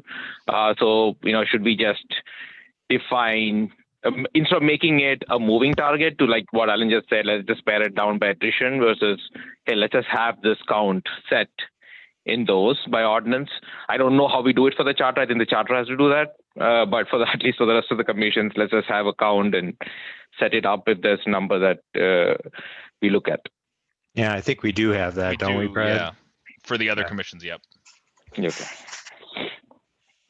So then maybe ask the charter to set that up. I think Brian at least mentioned he was open to it, and I think Ken mentioned that last time when he called in the public opinion that that he was open to doing it. So I think the charter just moves forward in establishing that count, other number. Okay. That works for me. Does staff have enough direction? Yep, I believe I do. I'll get a memo from our city attorney on process for term limits, as well as the process and what it would look like for updating language to not be allowed in multiple roles in the city. Sounds good. Thank Perfect. you. Thank you all. And then we will go on to, I believe, the last item, which I'm, given our discussion we just had, not sure how we want to handle this. I'm assuming since we're deciding we want to not have the dual roles and make that an ordinance change, that we don't want to proceed with this. Mr. Mayor, Yes, go ahead. I'd suggest we table this item and let the applicant consider withdrawing his application given the resignation of Manoj. Okay. Yeah, that works for me. Brad, would you need a motion on that or just the discussion of it? Yeah, correct. Once you have a motion to table this item until the April 22nd meeting, and then if the applicant chooses to pull it, we'll make a note of that. Sounds good. Then I will make a motion to table the item to the April 22nd meeting. Second. Any further discussion? It was just one point. It would have been fun to hear how John, if he was here, he would justify his application, considering the previous two meetings he was all about not doing it. But having said that, I know why he did it, so I'm good. Okay. Then we will proceed. Roll call vote. McKee, aye. Nichols, Aye. Schultz, Aye. Thomas. Abstaining. Okay. In the spirit of that. It is John's application. What do you expect? That's pretty funny. Okay. Quickly, we'll move on to staff report. The pandemic response update, either Matt or Brad. I actually let Matt go home, and I'm happy about that now. It's been a long night. Really, we're attempting to transition to a newer version of normal. As you see, other cases do continue to rise. So we're trying to not lose our vigilance. We do have more and more employees eligible and choosing to become vaccinated. So that's important. But we're just proceeding forward. That's all. Sounds good. Thanks, Brad. Then last 2021 City Council schedule update. Any other than a lot? Yeah, just we have the work session before the next meeting as well. The Sherber item was pulled off of planning, so that's pulled off of the 22nd. We may have new information tomorrow regarding Right Hennepin, but I have nothing right now. But yeah, busy. Sounds good. Brad?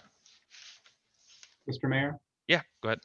May I ask that we move the Crominga variance to the first practical position in the schedule, given their long night at the Planning Commission?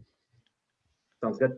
Thank Yeah, you. and that actually kind of reminds me of something I was thinking after that is maybe just a general policy thing. If we can try to identify times where maybe residents are coming with issues and putting them ahead on agendas over, the massive things like a development or a big project where they can probably wait that 20 minutes for the individual issue, but when a resident's having to wait 5 hours to hear their thing, it's a little tougher for them to wait that out. And just food for thought.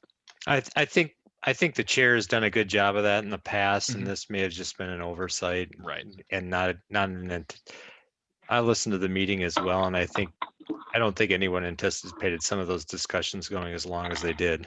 Right. Yeah, it certainly wasn't intentional. Just something No. I'd like to pay attention to when we're going forward, and maybe see them on future meetings. Any sort of resident issue, someone speak out, and we can adjust it at the beginning of the meeting to put it earlier in the agenda. And commissions can do the same. May I ask a question to staff? with regards, and it has to do with the calendar and packets. So packets are mailed or sent out on the physical packets are sent out and posted to the website on the Friday before the meeting. If there's additional documentation or updates, can the electronic packet be updated at any given point after that so that the public has the full documentation of what's is given out to council before the meeting starts? How quickly can a PDF be updated on a city webpage? Jess, you want to go after that? Sure. Thank you for the question, Alan. I think it a little bit depends on availability of staff as well as when we get the information. If we're getting it right before the meeting, as sometimes things come in, I think that's more challenging, especially when it's controversial items or lots of things coming in. So I think it depends a little bit. We certainly can. Certainly, if time allows, we'll try to get it updated, but it doesn't always allow. So we can continue to try to work on that. Okay. Do you think is there a cutoff time that's appropriate to say? We've talked about that. And I think it depends on staff availability, and it just can vary. Sometimes, you know, with only 1 or 2 people having access to the website, if someone's out, Okay. it can be a little bit more challenging, Oh. or with multiple people out. So we'll continue to do our best. We always do have copies of the packet here. Should anyone want to see it afterwards, or they have questions about what was added, we always do have copies for the public. Well, and Okay. hopefully in the future too, with people back at City Hall eventually, that will be more to their advantage where they can physically get it because they'd be here. Right now it's a little odd, but Yeah. yeah. Okay. Thank you. Cool. Alrighty, well, thank you all for good meeting. I think that is everything we have, so I will entertain a motion to adjourn. So moved. So moved. Second, Thomas. There you go. Roll call vote. McKee, aye. Nichols, Aye. Schultz, Aye. Thomas. Aye. Perfect. Thanks, everyone. Thank you. Good Have a night. good night. Right, everyone.